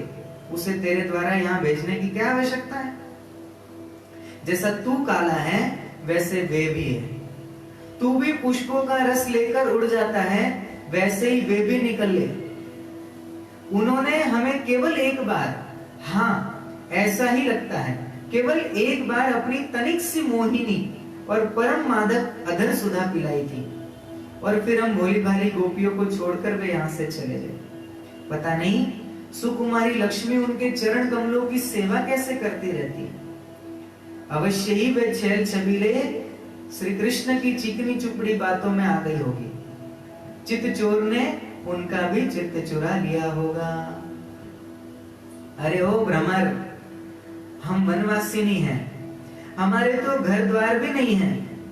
तू हम लोगों के सामने यदुवंश शिरोमणि श्री कृष्ण का बहुत सा गुणगान क्यों कर रहा है? यह सब भला हम लोगों को मनाने के लिए ही तो कर रहा है, परंतु नहीं, वे हमारे लिए कोई नए नहीं है, हमारे लिए तो जाने पहचाने हैं, बिल्कुल पुराने हैं। तेरी चापलूसी हमारे पास नहीं चलेगी, तू यहाँ से बस चला जा, और जिनके साथ सदा विजय रहती है उन कृष्ण की मधुपुर वासिनी सखियों के सामने जाकर उनका गुणगान कर। वे सखियां नहीं हैं, उनकी लीलाएं कम जानती है, और इस समय वे उनकी प्यारी हैं, उनके हृदय की पीड़ा उन्होंने मिटा दी है। वे तेरी प्रार्थना स्वीकार करेंगी, तेरी चापलूसी से प्रसन्न होकर तुझे मुंह मांगी वस्तु दे देगी। भंवरे, वे हमारे लिए छटपटा रहे हैं, ऐसा तू क्यों कहता है? उनकी कपट भरी मनोहर मुस्कान और भवों के इशारों से जो वश में न हो जाए, उनके पास दौड़ी न आवे, ऐसी कौन सी स्त्रियां हैं? अरे अनजान, स्वर्ग में, पाताल में और पृथ्वी में ऐसी एक भी स्त्री नहीं है। औरों की तो बात क्या कहे, स्वयं लक्ष्मी जी भी उनके चरण रज की सेवा किया करती है। फिर हम श्री कृष्ण के लिए किस गिनती में? परंतु तू उनके पास जाकर कहना कि तुम्हारा नाम तो उत्तम श्लोक है, अच्छे अच्छे लोग तुम्हारी कीर्ति का गान करते हैं, परंतु इसकी सार्थकता तो इसी में है कि तुम दीनों पर दया करो, नहीं तो श्री कृष्ण तुम्हारा उत्तम श्लोक नाम भी झूठा पड़ जाएगा। अरे ओ मधुकर, देख, तू मेरे पैर पर सिर मत टेक। मैं जानती हूँ कि तू अनुनय विनय करने में, क्षमा याचना करने में बड़ा निपुण है। मालूम होता है कि तू ये सब कृष्ण से ही सीख कर आया है कि रूठे हुए को मनाने के लिए दूत को, संदेश वाहक को कितनी चाटुकारिता करनी चाहिए। परंतु तू समझ ले कि यहाँ तेरी दाल नहीं गलने की। देख, हमने श्री कृष्ण के लिए ही अपने पति, पुत्र और दूसरे लोगों को छोड़ दिया, परंतु उनमें तनिक भी कृतज्ञता नहीं है। वे ऐसे निर्मोही निकले कि हमें छोड़कर चलते बने। अब तू ही बता, ऐसे अकृतज्ञ के साथ हम क्या संधि करें? क्या तू अब भी कहता है कि उन पर विश्वास करना चाहिए? गोपियों का जो रोष था प्रभु के न आने का, वो इस भ्रमर गीत के माध्यम से गोपियां उस भंवरे को देखकर उद्धव को सुना रही है। कथा कहती है कि सुखदेव जी ने ये बड़े विस्तार के साथ उद्धव और गोपी संवाद परीक्षित जी को सुनाया, और उद्धव जी, राजा परीक्षित तो प्रसन्न हुए ही हुए, उद्धव जी की विकलता सुनो। उद्धव जी ने ब्रज में रहकर गोपियों की इस प्रकार की प्रेम विकलता तथा और भी बहुत सी प्रेम चेष्टाएं देखी। उनकी इस प्रकार कृष्ण में तन्मयता देखकर वे भी प्रेम और आनंद से भर गए। उन्होंने गोपियों को नमस्कार करते हुए इस प्रकार कहने लगे, इस पृथ्वी पर केवल इन गोपियों का ही शरीर धारण करना श्रेष्ठ और सफल है। पहले तो उद्धव जी कहते थे कि मैं इनको ज्ञानी बना दूंगा, इनका रोना धोना छुड़वा दूंगा। इनका ये क्या प्रेम तो आसक्त लोग करते हैं, ज्ञानी लोग तो अनासक्त भाव से रहते हैं। हाँ, बिल्कुल सत्य है, संसार की ओर से अनासक्त हो जाए ज्ञानी, ये शोभा देता है, लेकिन ईश्वर की ओर से अनासक्त हो जाए तो वो ज्ञानी कैसे हुआ? वो तो मूर्ख हुआ। भगवान में जहां आसक्त होना चाहिए, भगवान में जहां प्रेम होना चाहिए, वो अनुराग, वो प्रेम अगर भगवान से भी वो अनासक्त हो जाता है तो कोरा मूर्ख है। संसार से अनासक्त होना ज्ञान कहलाता है, लेकिन भगवान से अनासक्त हो जाना मूढ़ता कहलाती है। तो उद्धव कहते हैं कि इस पृथ्वी पर केवल गोपियों का शरीर धारण करना ही श्रेष्ठ और सफल है, क्योंकि सर्वात्मा भगवान कृष्ण के परम प्रेममय दिव्य महाभाव में ये गोपियां स्थित हो गई है। प्रेम की यह ऊंचे से ऊंची स्थिति संसार के भय से भीत मुमुक्षु जनों के लिए नहीं, अपितु बड़े बड़े मुनियों, मुक्त पुरुषों और हम भक्त जनों के लिए भी वांछनीय ही है। हमें इसकी प्राप्ति नहीं हो सकी। सत्य है, जिन्हें भगवान कृष्ण की लीला कथा के रस का चस्का लग गया है, उन्हें कुलीनता की, द्विजाति समुचित संस्कार की और बड़े बड़े यज्ञ याज्ञों में दीक्षित होने की क्या आवश्यकता है? यदि भगवान की कथा का रस नहीं मिला, उसमें रुचि नहीं हुई, तो अनेक महाकल्पों तक बार बार ब्रह्मा भी आप बन जाओ तो क्या लाभ है? किम ब्रह्म जन्म बिरनंत कथा रसस्य, ब्रह्मा भी बन जाओ तो क्या लाभ है? आगे सुनिए अब प्रेम भरे उद्धव के बोल। कहां ये वंचरी आचार, ज्ञान और जाति से हीन गांव की गवार ग्वालिने, और कहां सच्चिदानंद घन भगवान श्री कृष्ण में यह अनन्य परम प्रेम। अहो धन्य है, धन्य है। इससे सिद्ध होता है कि कोई भगवान के स्वरूप और रहस्य को न जानकर भी उनसे प्रेम करे, उनका भजन करे, तो वे स्वयं अपनी शक्ति से, अपनी कृपा से उसका परम कल्याण कर देते हैं। ठीक वैसे ही जैसे कोई अनजाने में भी अमृत पी ले तो वह अपनी वस्तु शक्ति से पीने वाले को अमर बना देता है। इसलिए तुलसीदास जी कहते हैं,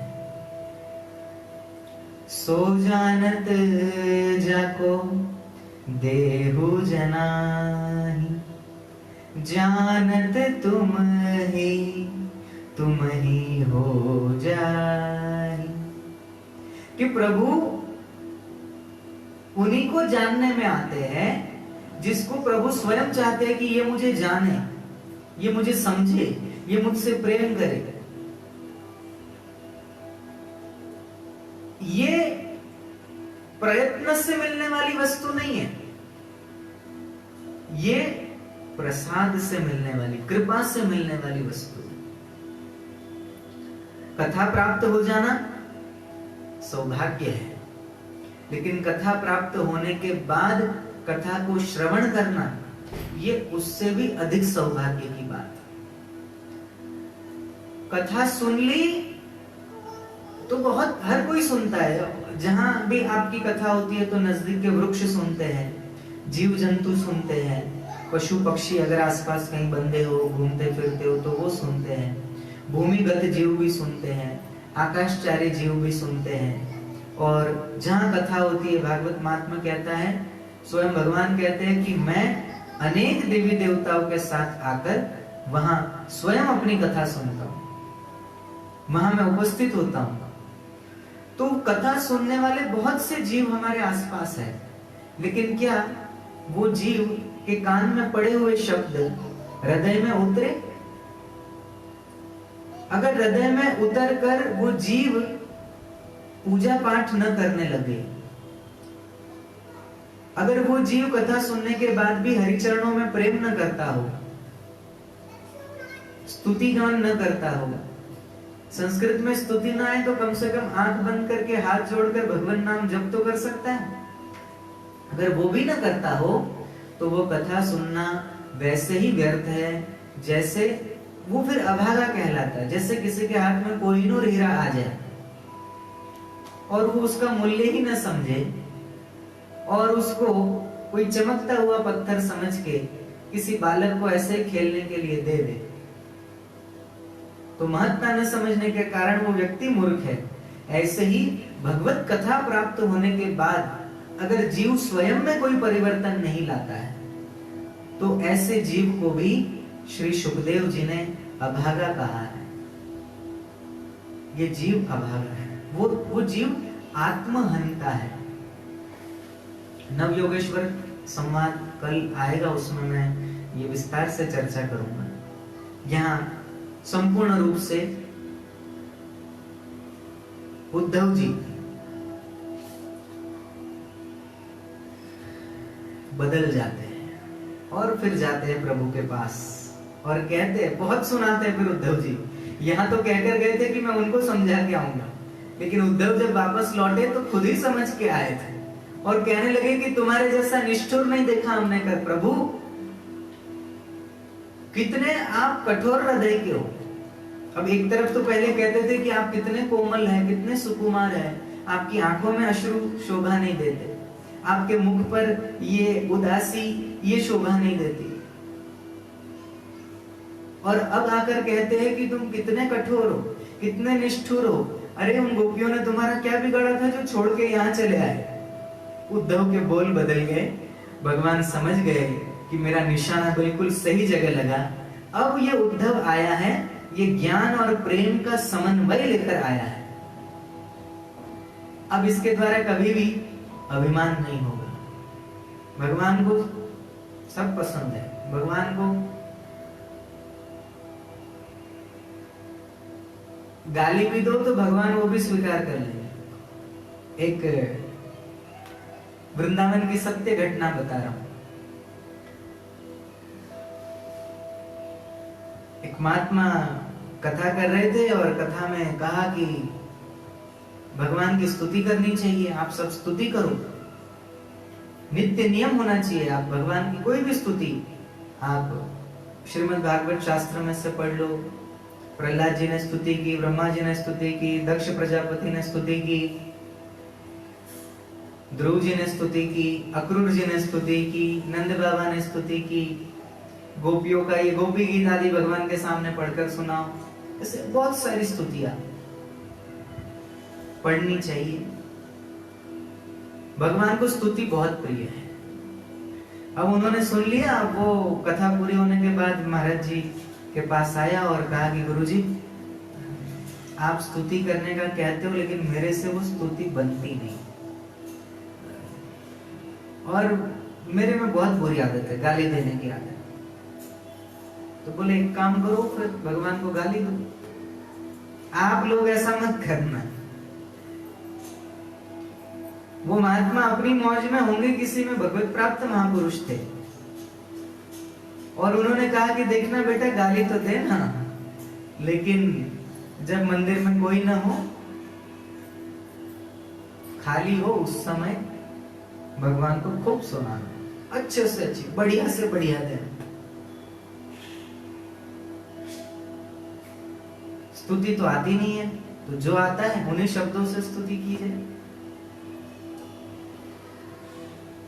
वो कथा कहती है कि उस भक्त ने वो महात्मा की बात सुनकर वो भगवान को सुनाना शुरू किया। ऐसा ऐसा ऐसा ऐसा सुना है कि कोई चुपके से सुने तो कान खड़े हो जाए और ऐसा लगे इसका गला दबा दो कि भगवान को अपशब्द क्या है। कथा कहती है कि वो नियम बना लिया उसने भगवान को सुनाने।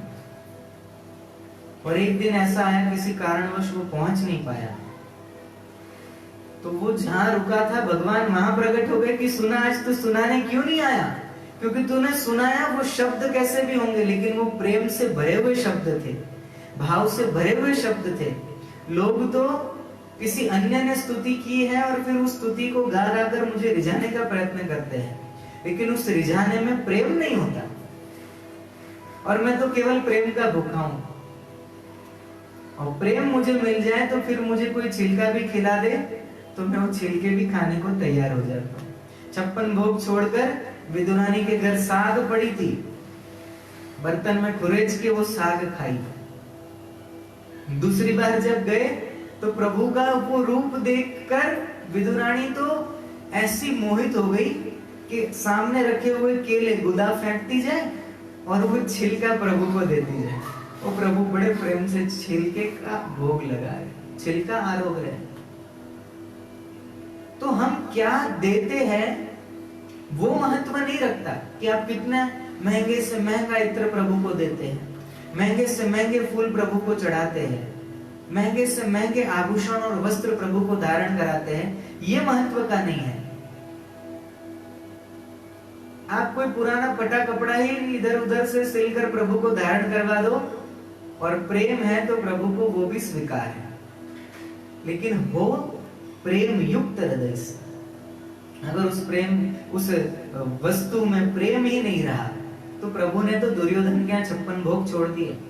दुर्योधन ने 12 फीट लंबी सड़क भगवान के लिए बनवाई थी कि कृष्ण पांडवों की ओर से आ रहे हस्तिनापुर शांति दूत बनकर, तो उन्हें अपने पक्ष में करना है। तो दुर्योधन ने लंबी चौड़ी सड़क बनवाई, अच्छी गुणवत्ता की सड़क बनवाई कि रथ आए तो उस रथ में हस्तिनापुर के किसी भी राजमार्ग पर कृष्ण को तकलीफ न हो।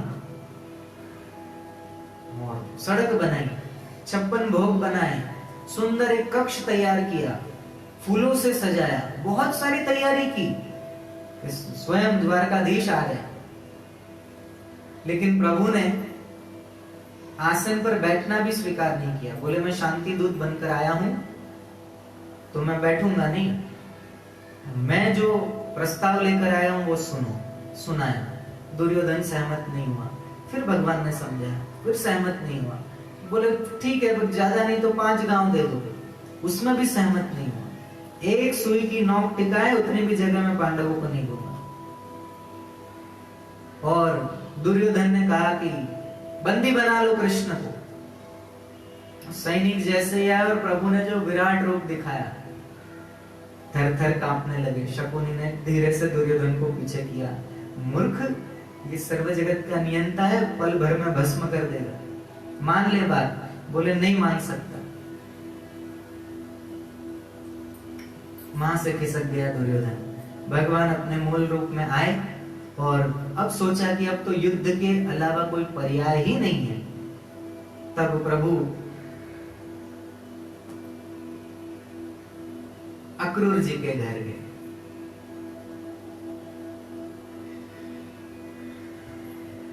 बहुत लंबी विस्तार से कथा है, मैं कहां तक कहूं। बस आप आज की कथा का इतना सार ले लीजिए कि प्रेम है, और ये कृष्ण अवतार, ये तो प्रेम का है ही। लेकिन भगवान के जितने भी पूर्व में जो 24 अवतारों की कथा आती है, जिसमें 24वां अवतार कल की होने वाला है, अभी तक के जो 23 अवतार हैं, उन 23 अवतारों में प्रत्येक अवतार प्रेम के ही वशीभूत प्रकट हुआ है। चाहे 12 अवतार ले लो, वो भी मनु और शत्रुपा को रहने के लिए, उनकी व्यवस्था करने के लिए पृथ्वी को रसातल से ऊपर ले आए, तो प्रेम के वश ही तो आए। आज वो वराह भगवान अगर इस पृथ्वी को रसातल से ऊपर न ले आते तो आप और हम कहां रहते, पृथ्वी नहीं होती। तो ये भगवान ने कृपा करके ही मनु और शत्रुपा के लिए यह पृथ्वी रसातल से ऊपर ले आए।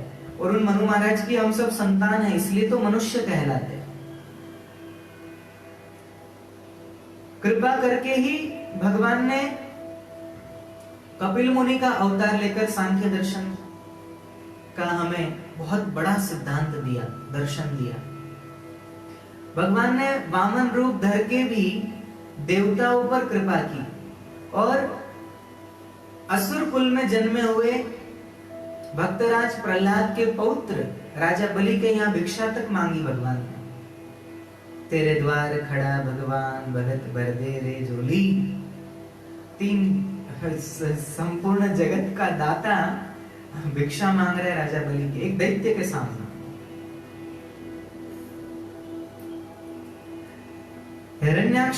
हिरण्यकश्यप को मारने के लिए नरसिंह अवतार हुआ, ये भी तो प्रेम के वश हुआ। उस छोटे से बालक प्रहलाद की दृढ़ भक्ति की रक्षा करने हेतु प्रत्येक वर्ष हम होलिका पर्व, होलिका दहन करते। मूर्ख लोग उसमें होलिका मात की जय करते हैं।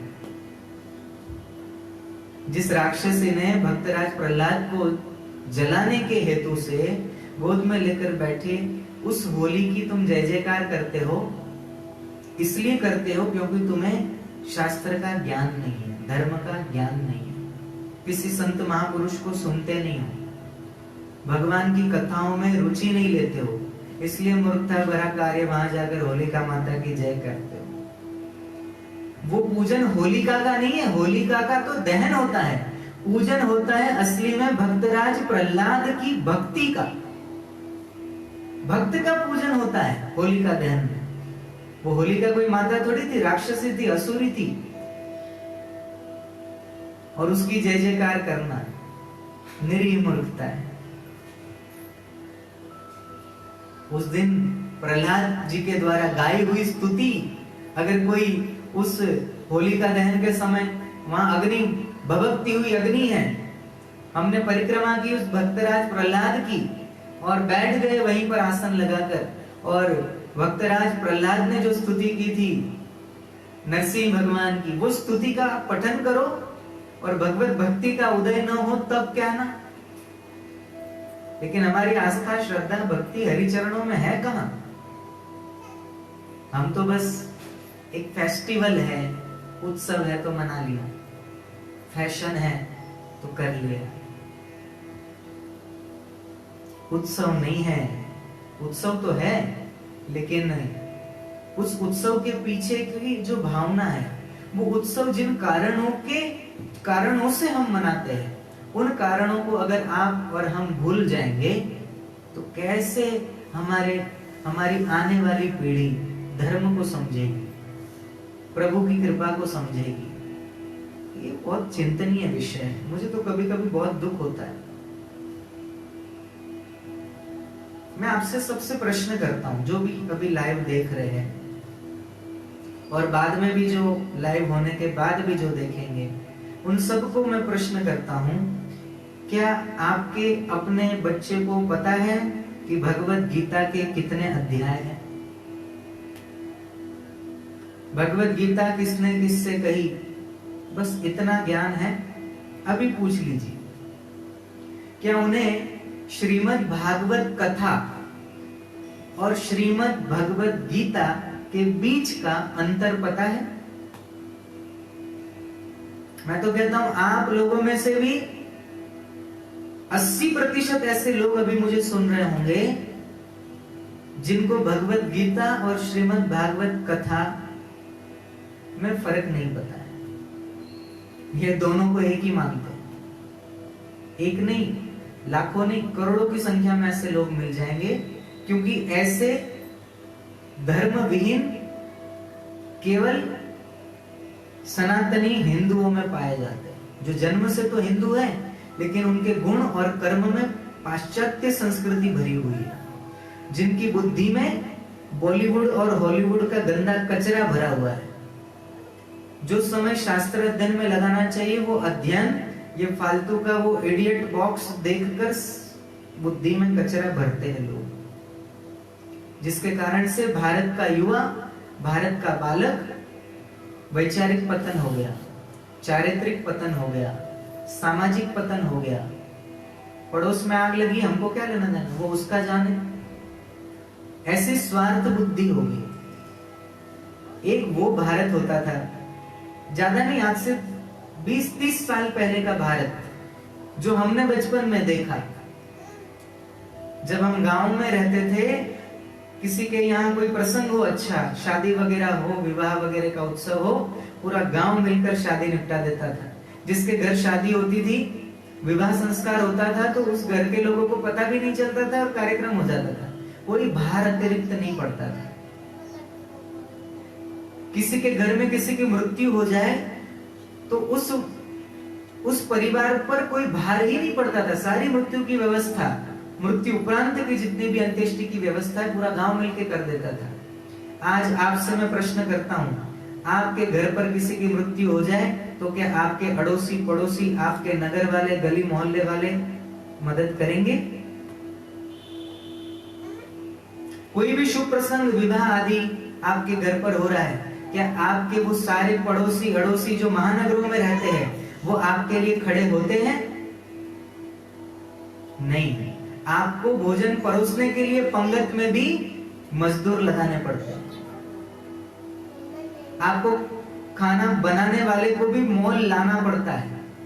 आपको भोजन महाप्रसाद बनाने के लिए भी बर्तन खरीदने पड़ते हैं, जबकि पूर्व के काल में बर्तन भी लेने की जरूरत नहीं पड़ती थी। गांव के लोग आपस में हिलजुल मिल के कर लेते थे।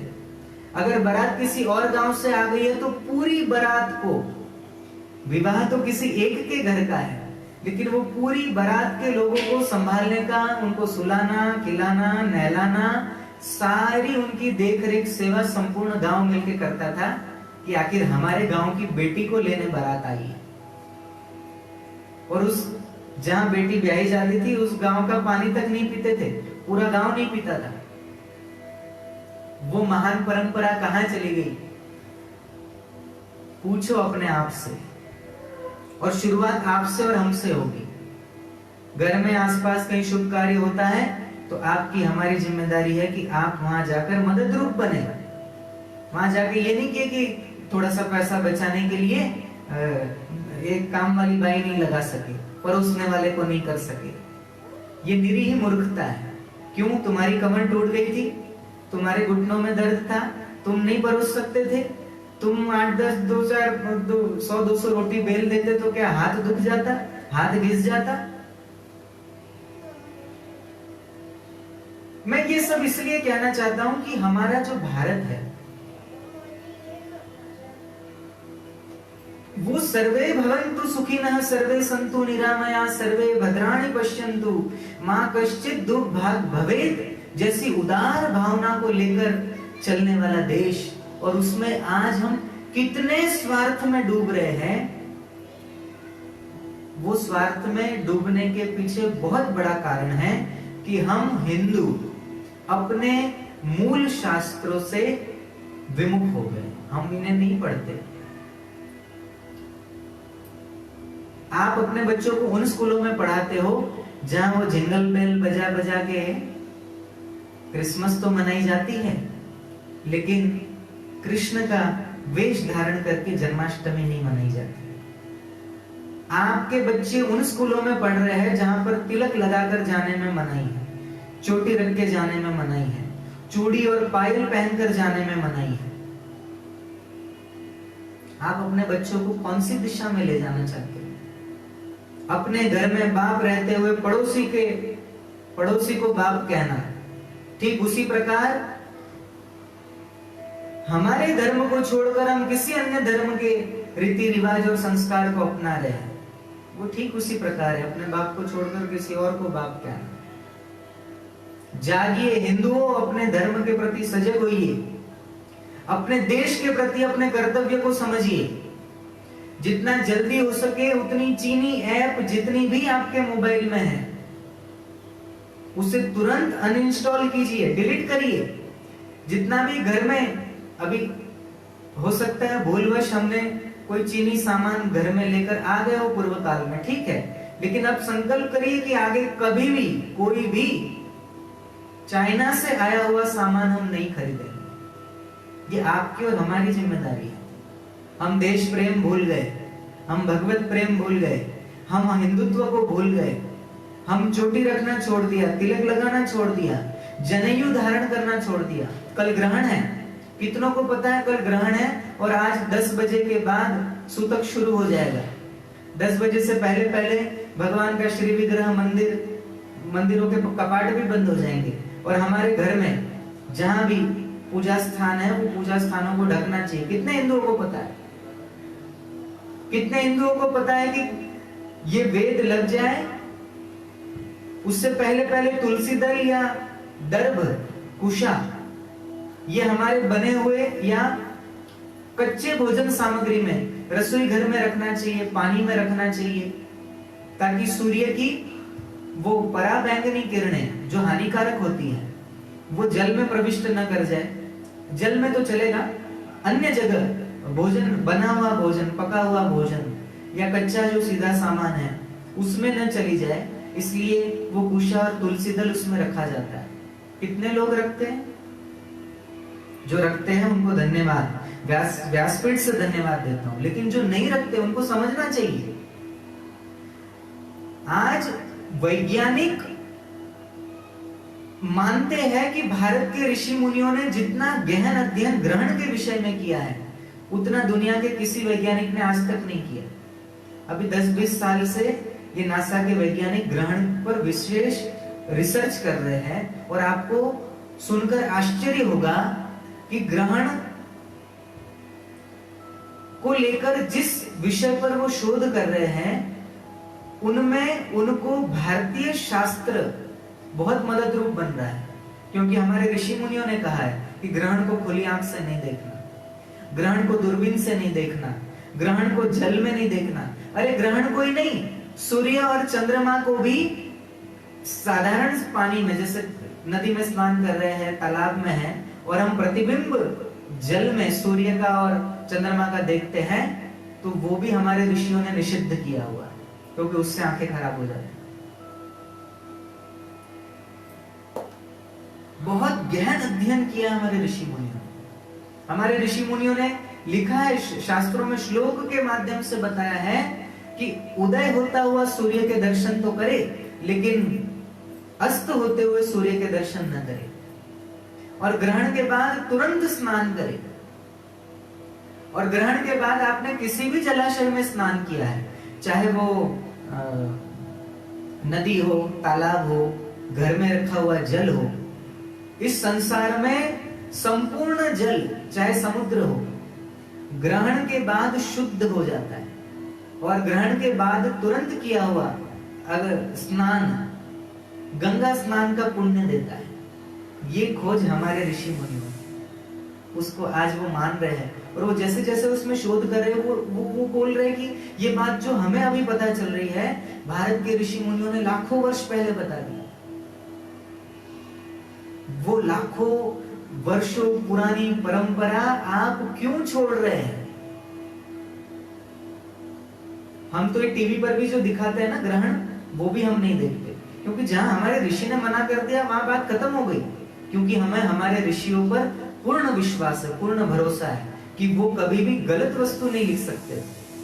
मानव मात्र का भला चाहने वाले ऋषि मुनि, उन्होंने ये नहीं लिखा कि केवल हिंदू या सनातन धर्म में जन्म लेने वाले के लिए ये नियम है, नहीं, उन्होंने कहा यह नियम संपूर्ण मानव मात्र के लिए। तो ऐसे ऋषियों की हम सब संतानें हैं, और हमें हमारे शास्त्रों पर गर्व होना चाहिए, हमें हमारी संस्कृति पर गर्व होना चाहिए। सुनिए भगवान कृष्ण को क्या कहते हैं भागवत के 10वें स्कंद में। कल सुबह का जो सत्र है, जो 10 बजे से होता है, वो कल नहीं होगा, क्योंकि कल प्रभु भी कपाट में बंद रहेंगे।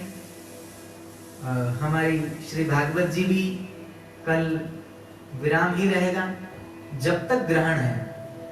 हम जहां पर हैं उसकी भौगोलिक स्थिति के अनुसार 1 लगभग 42 मिनट पर या 43 मिनट पर, 1-2 मिनट आगे पीछे, वो ग्रहण यहाँ समाप्त होगा, उसका मोक्ष होगा ग्रहण काल का।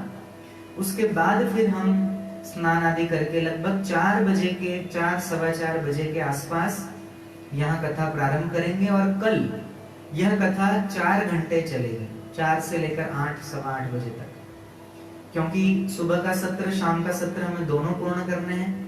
और कल प्रयत्न यही करेंगे कि परीक्षित मोक्ष हो जाए, और हंसोपाख्यान और अवधूत गीता जो है, अवधूतोपाख्यान, वो भी हो जाए, हम ऐसा प्रयत्न करेंगे। और कल इस कथा को विराम करके फिर परसों माने 22 तारीख को लगभग 3-3:30 बजे यज्ञ करेंगे। जो नित्य जो कथा सुनते हैं उन्हें तो पता है कि हर 7वें दिन के बाद कथा के 8वें दिन हम पूर्णाहुति का यज्ञ करते हैं, तो उस यज्ञ को भी लाइव यहाँ प्रसारित किया जाएगा, तो उसमें भी आप अवश्य दर्शन कीजिए। तो आज की कथा को हम यहीं विराम देते हैं। कल ग्रहण में क्या नहीं करना है सुन लीजिए। भोजन नहीं करना है, जिन्हें भी भोजन करना है वो लगभग ग्रहण के 3 घंटे पहले कर सकते हैं। तो लगभग 10 बजे ग्रहण है, तो 7-7:30 बजे से पहले अन्न जल वगैरह ले तो उत्तम है। वैसे जिनका शरीर स्वस्थ है उनको तो आज रात 10 बजे के बाद ही कुछ नहीं लेना है, और कल ग्रहण मोक्ष होने के बाद ही जल वगैरह ले ले, या जल लेना भी हो तो ग्रहण काल 10 बजे से पहले 3 घंटे पहले 7-7:30 बजे से पहले पानी पी सकते हैं, पानी पी ले, और उतना पानी भी भर के न पिए कि ग्रहण काल में हमें लघु शंका या शौच आदि जाना पड़े। क्योंकि ग्रहण काल में जो मूत्र विसर्जन या शौच क्रिया करता है उसका उदर में कृमि हो जाती है, ऐसा शास्त्र में लिखा है। तो ऋषियों ने मना किया है। तो ग्रहण काल 3.5-4 घंटे का जो लगभग ग्रहण काल होगा, तो प्रयत्न करिए कि रोके रहिए, या पहले ही ग्रहण शुरू हो 10 बजे के पहले बाथरूम आदि से निवृत्त हो जाइए, ताकि 3-3.5 घंटे आपको फिर किसी प्रकार की परेशानी की और न देखना पड़े। और ग्रहण काल में नींद नहीं करनी है, ग्रहण काल में सोना भी वर्जित है, ग्रहण काल में घर से बाहर निकलना वर्जित है। गर्भिणी माताएं भूल कर भी घर से बाहर न निकले, अपने घर की दरवाजे खिड़कियां बंद करके फिर ऊपर से पर्दा भी लगा दे, और अपने हाथ में नारियल लेकर बैठी रहे, या दर्भ और कुश, ये कुश जिसे कहते हैं, दर्भ जिसे कहते हैं, उसे हाथ में पकड़कर बैठी रहे। हो सके तो दुर्वा माथे पर भी रख ले, अपने गर्भ को वो सारी ये दर्भ से, कुशा से ढक ले तो उत्तम है। गर्भिणी स्त्री को भूख लगती हो, या शुगर से पीड़ित व्यक्ति, या वृद्धत्व के कारण या अति बालक छोटे 5 वर्ष से कम उम्र के बालक, उनको भोजन अगर वो चाहते हैं तो ग्रहण काल के 2 घंटे पहले उन्हें करा सकते हैं। बाकी अगर आप स्वस्थ रहना चाहते हैं और आपके बच्चे को भविष्य में उदर रोग से पीड़ित नहीं होने देना चाहते, क्योंकि ग्रहण काल में अगर भोजन किया है और उदर में किसी प्रकार का विकार आ गया तो वो मरते दम तक उसका पेट का विकार दुनिया की महंगे से महंगी दवाई कर लो ठीक नहीं हो सकता। इसलिए बालकों को विशेष रूप से आप ये 3-3.5 घंटे भोजन न दे उत्तम है। वृद्ध आदि है वो ग्रहण के 2 घंटा पहले थोड़ा बहुत खा पी ले ताकि उन्हें परेशानी ना हो। दूसरा, जो व्यक्ति प्रभु को शयन करा दे, वैष्णव सब प्रभु को शयन कराते हैं, तो शयन कराने के बाद प्रातः काल द्वार न खोले, प्रभु को न जगाए, मोक्ष काल के बाद ही प्रभु को जगाए और फिर स्नान आदि स्वयं पहले करे, फिर प्रभु को करवाए और नित्य जो आपकी पूजा पद्धति है उसको संपन्न कराए। कल कैंची का उपयोग नहीं करना है, ये कुछ काम नहीं है, बैठे बैठे क्या करेंगे तो कपड़ा काटने लगे, कुछ सिलने लगे, तो सिलना और काटना ये दोनों मनाही है। अग्नि प्रज्वलित करना मनाही है, लेकिन हाँ अगर आपको हवन आदि करना है तो ग्रहण काल मतलब 10 बजे से पहले पहले अग्नि प्रज्वलित कर ले और फिर उस अग्नि को यथाविधि बनी रहे, इसलिए उसमें समिधाएं डालते जाए, मनाही नहीं है। लेकिन ग्रहण काल में अग्नि का प्रज्वलन न करे, शास्त्रोक्त नियम है। दीपक आदि न जलाए, मंदिर आदि में प्रवेश न करे और आप जहां बैठे हो वहीं पर ही प्रयत्न करें कि अधिक दूसरा सामान न छुआ जाए। और ग्रहण का मोक्ष होने के बाद सचैल स्नान कर लेना चाहिए, शरीर वस्त्रों सहित स्नान कर ले। ऐसा नहीं वस्त्र निकाल के रख दिए और फिर उसको बाद में कोई छूता रहा, नहीं, वो अपवित्र वस्त्र है, राहु की छाया दृष्टि पड़ती है, वो वस्त्र सहित स्नान करने से शुद्ध होती है। तो आप स्नान वस्त्रों सहित करें और साथ में ब्राह्मी घृत वगैरह का प्रयोग है। या कल रविवार का ग्रहण है, इसलिए आदित्य हृदय स्तोत्र का जप करे, विष्णु सहस्त्र नाम का पाठ करे या भगवान सूर्य के 12 नामों का उच्चारण करे तो बहुत लाभ होगा। कथा श्रवण आदि करे, जप करे, ध्यान करे, उपासना करे, अधिक से अधिक भगवत चिंतन करे। क्योंकि देखो इसके पहले जो ग्रहण था 2019 का ग्रहण, उसकी भी भविष्यवाणी पहले कर दी गई थी कि ये भयंकर उत्पात मचाएगा और महामारी फैलाएगा। तो उसकी भविष्यवाणी सत्य हुई और ये महामारी के दर्शन हम सबने किए। आंधी और तूफान के भी हमने दर्शन किए, भूकंप के झटके भी दिल्ली वासियों ने सहे। और ये जो ग्रहण आ रहा है इसका भी इसी प्रकार का दुष्परिणाम आगे होने वाला है, आगे और भयंकर परिणाम इसके आने की संभावना है।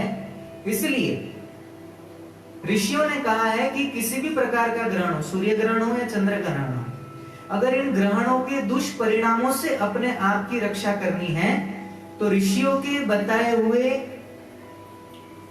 उन नियमावली को अगर आप पालन करते हैं और ग्रहण काल संपूर्ण रूप से भगवत भक्ति में आप पसार करते हैं तो ग्रहण काल के दुष्परिणामों से आपकी अपनी सुरक्षा हो जाएगी।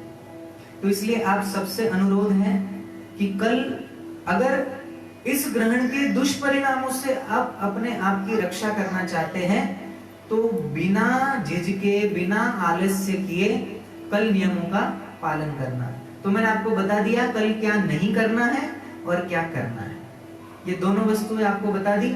और जिनको याद नहीं रहा वो ये लाइव खत्म होने के बाद इससे वीडियो को दोबारा रिवाइंड करके सुन लीजिए और उस प्रकार से कल का आपका पूरे दिन का नियम बना लीजिए। कल हम तो यहाँ तर्पण भी करने वाले हैं, क्योंकि ग्रहण काल में किया हुआ तर्पण, ग्रहण काल में किया हुआ ध्यान, ग्रहण काल में किया हुआ जप, ग्रहण काल में किया हुआ हवन करोड़ गुना फायदा देता है। तो कल हम पितरों के निमित्त यहाँ तर्पण भी करेंगे, और भगवान की इच्छा हुई, भगवत प्रेरणा से अगर कल इच्छा जागृत हुई तो तर्पण का लाइव भी हम चलाएंगे, तो आप घर बैठे तर्पण का दृश्य देख सकेंगे। और अगर आप हमारे साथ तर्पण करना चाहते हैं तो कमेंट अवश्य करें। हम आपको सामग्री बता देंगे कि कौन सी सामग्री आपको लेकर बैठना है। और कोई ज्यादा सामग्री नहीं, बर्तन चाहिए, 2 लोटे चाहिए, और जल और काले तिल चाहिए, बस इतने से। और उषा अगर है आपके पास, दर्भ और जनेऊ, ये चीजें चाहिए, वो लेकर आप बैठ जाइए। और अपने अपने घर आप जहां कहीं भी बैठे हो, वहां हम बताते जाएंगे। उस प्रकार से अगर आप तर्पण करते हैं तो उस तर्पण के माध्यम से हमारे पितृगण, हमारे दिव्य पितृगण, हमारे ऋषि, भीष्म पितामह, ये सब देवता और सिद्ध गंधर्व, सिद्ध सप्तर्षि, सनकादि ऋषि, ये सब हमारे द्वारा दिए हुए तर्पण से तृप्त होकर हमें भरपूर आशीर्वाद देते हैं, हमारी घर गृहस्थी को सुखी रखते हैं। ऐसे बहुत से लाभ इस तर्पण से प्राप्त होते हैं। जिनको पुत्र नहीं होते, जिनकी घर में समस्याएं हैं, बहुत झगड़े हैं, एक दूसरे के साथ मनमुटाव है, ऐसे सभी लोगों को तर्पण समय समय पर करना चाहिए, जिससे पितृगणों का आशीर्वाद मिलता रहे और हमारे घर की समस्या धीरे धीरे नष्ट होती रहे। तो जिनको पितृदोष भी है, वो पितृदोष तो यह भागवत कथा सुनने से नष्ट हो ही जाएगा। लेकिन मानो फिर भी जिन्होंने नित्य यह कथा नहीं सुनी और उनके जीवन में ये पितृदोष परेशान कर रहा है, तो उन्हें पुनः श्रीमद् भागवत कथा का श्रवण करना चाहिए, स्वयं पाठ करना चाहिए, या तर्पण आदि करके, श्राद्ध आदि करके पितरों से आशीर्वाद प्राप्त करना चाहिए।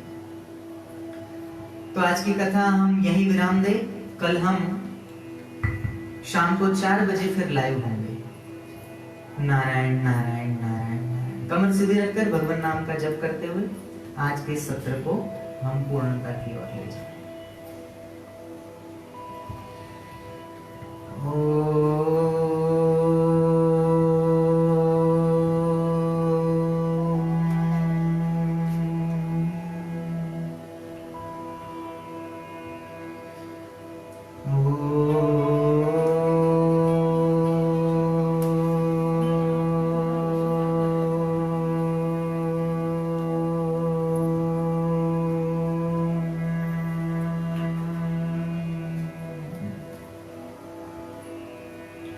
गहरी सांस लेके ओंकार का जितना लंबा गुंजन हो सके प्रयत्न करिए। मैं जितना कर रहा हूं उतना आप भी कर सकते।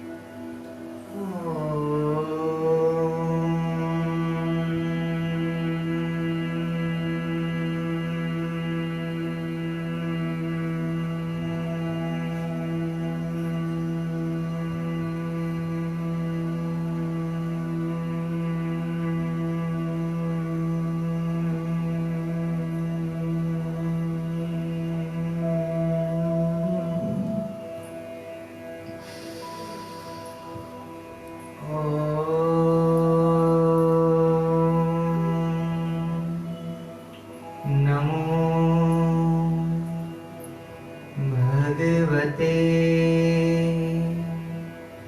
वासुदेवाय।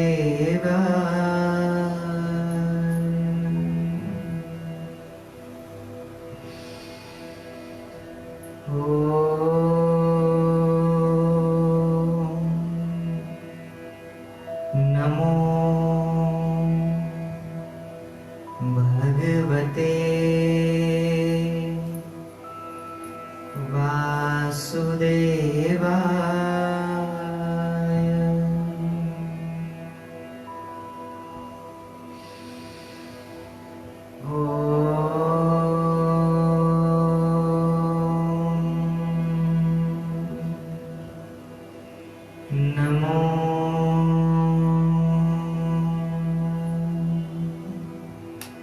भगवते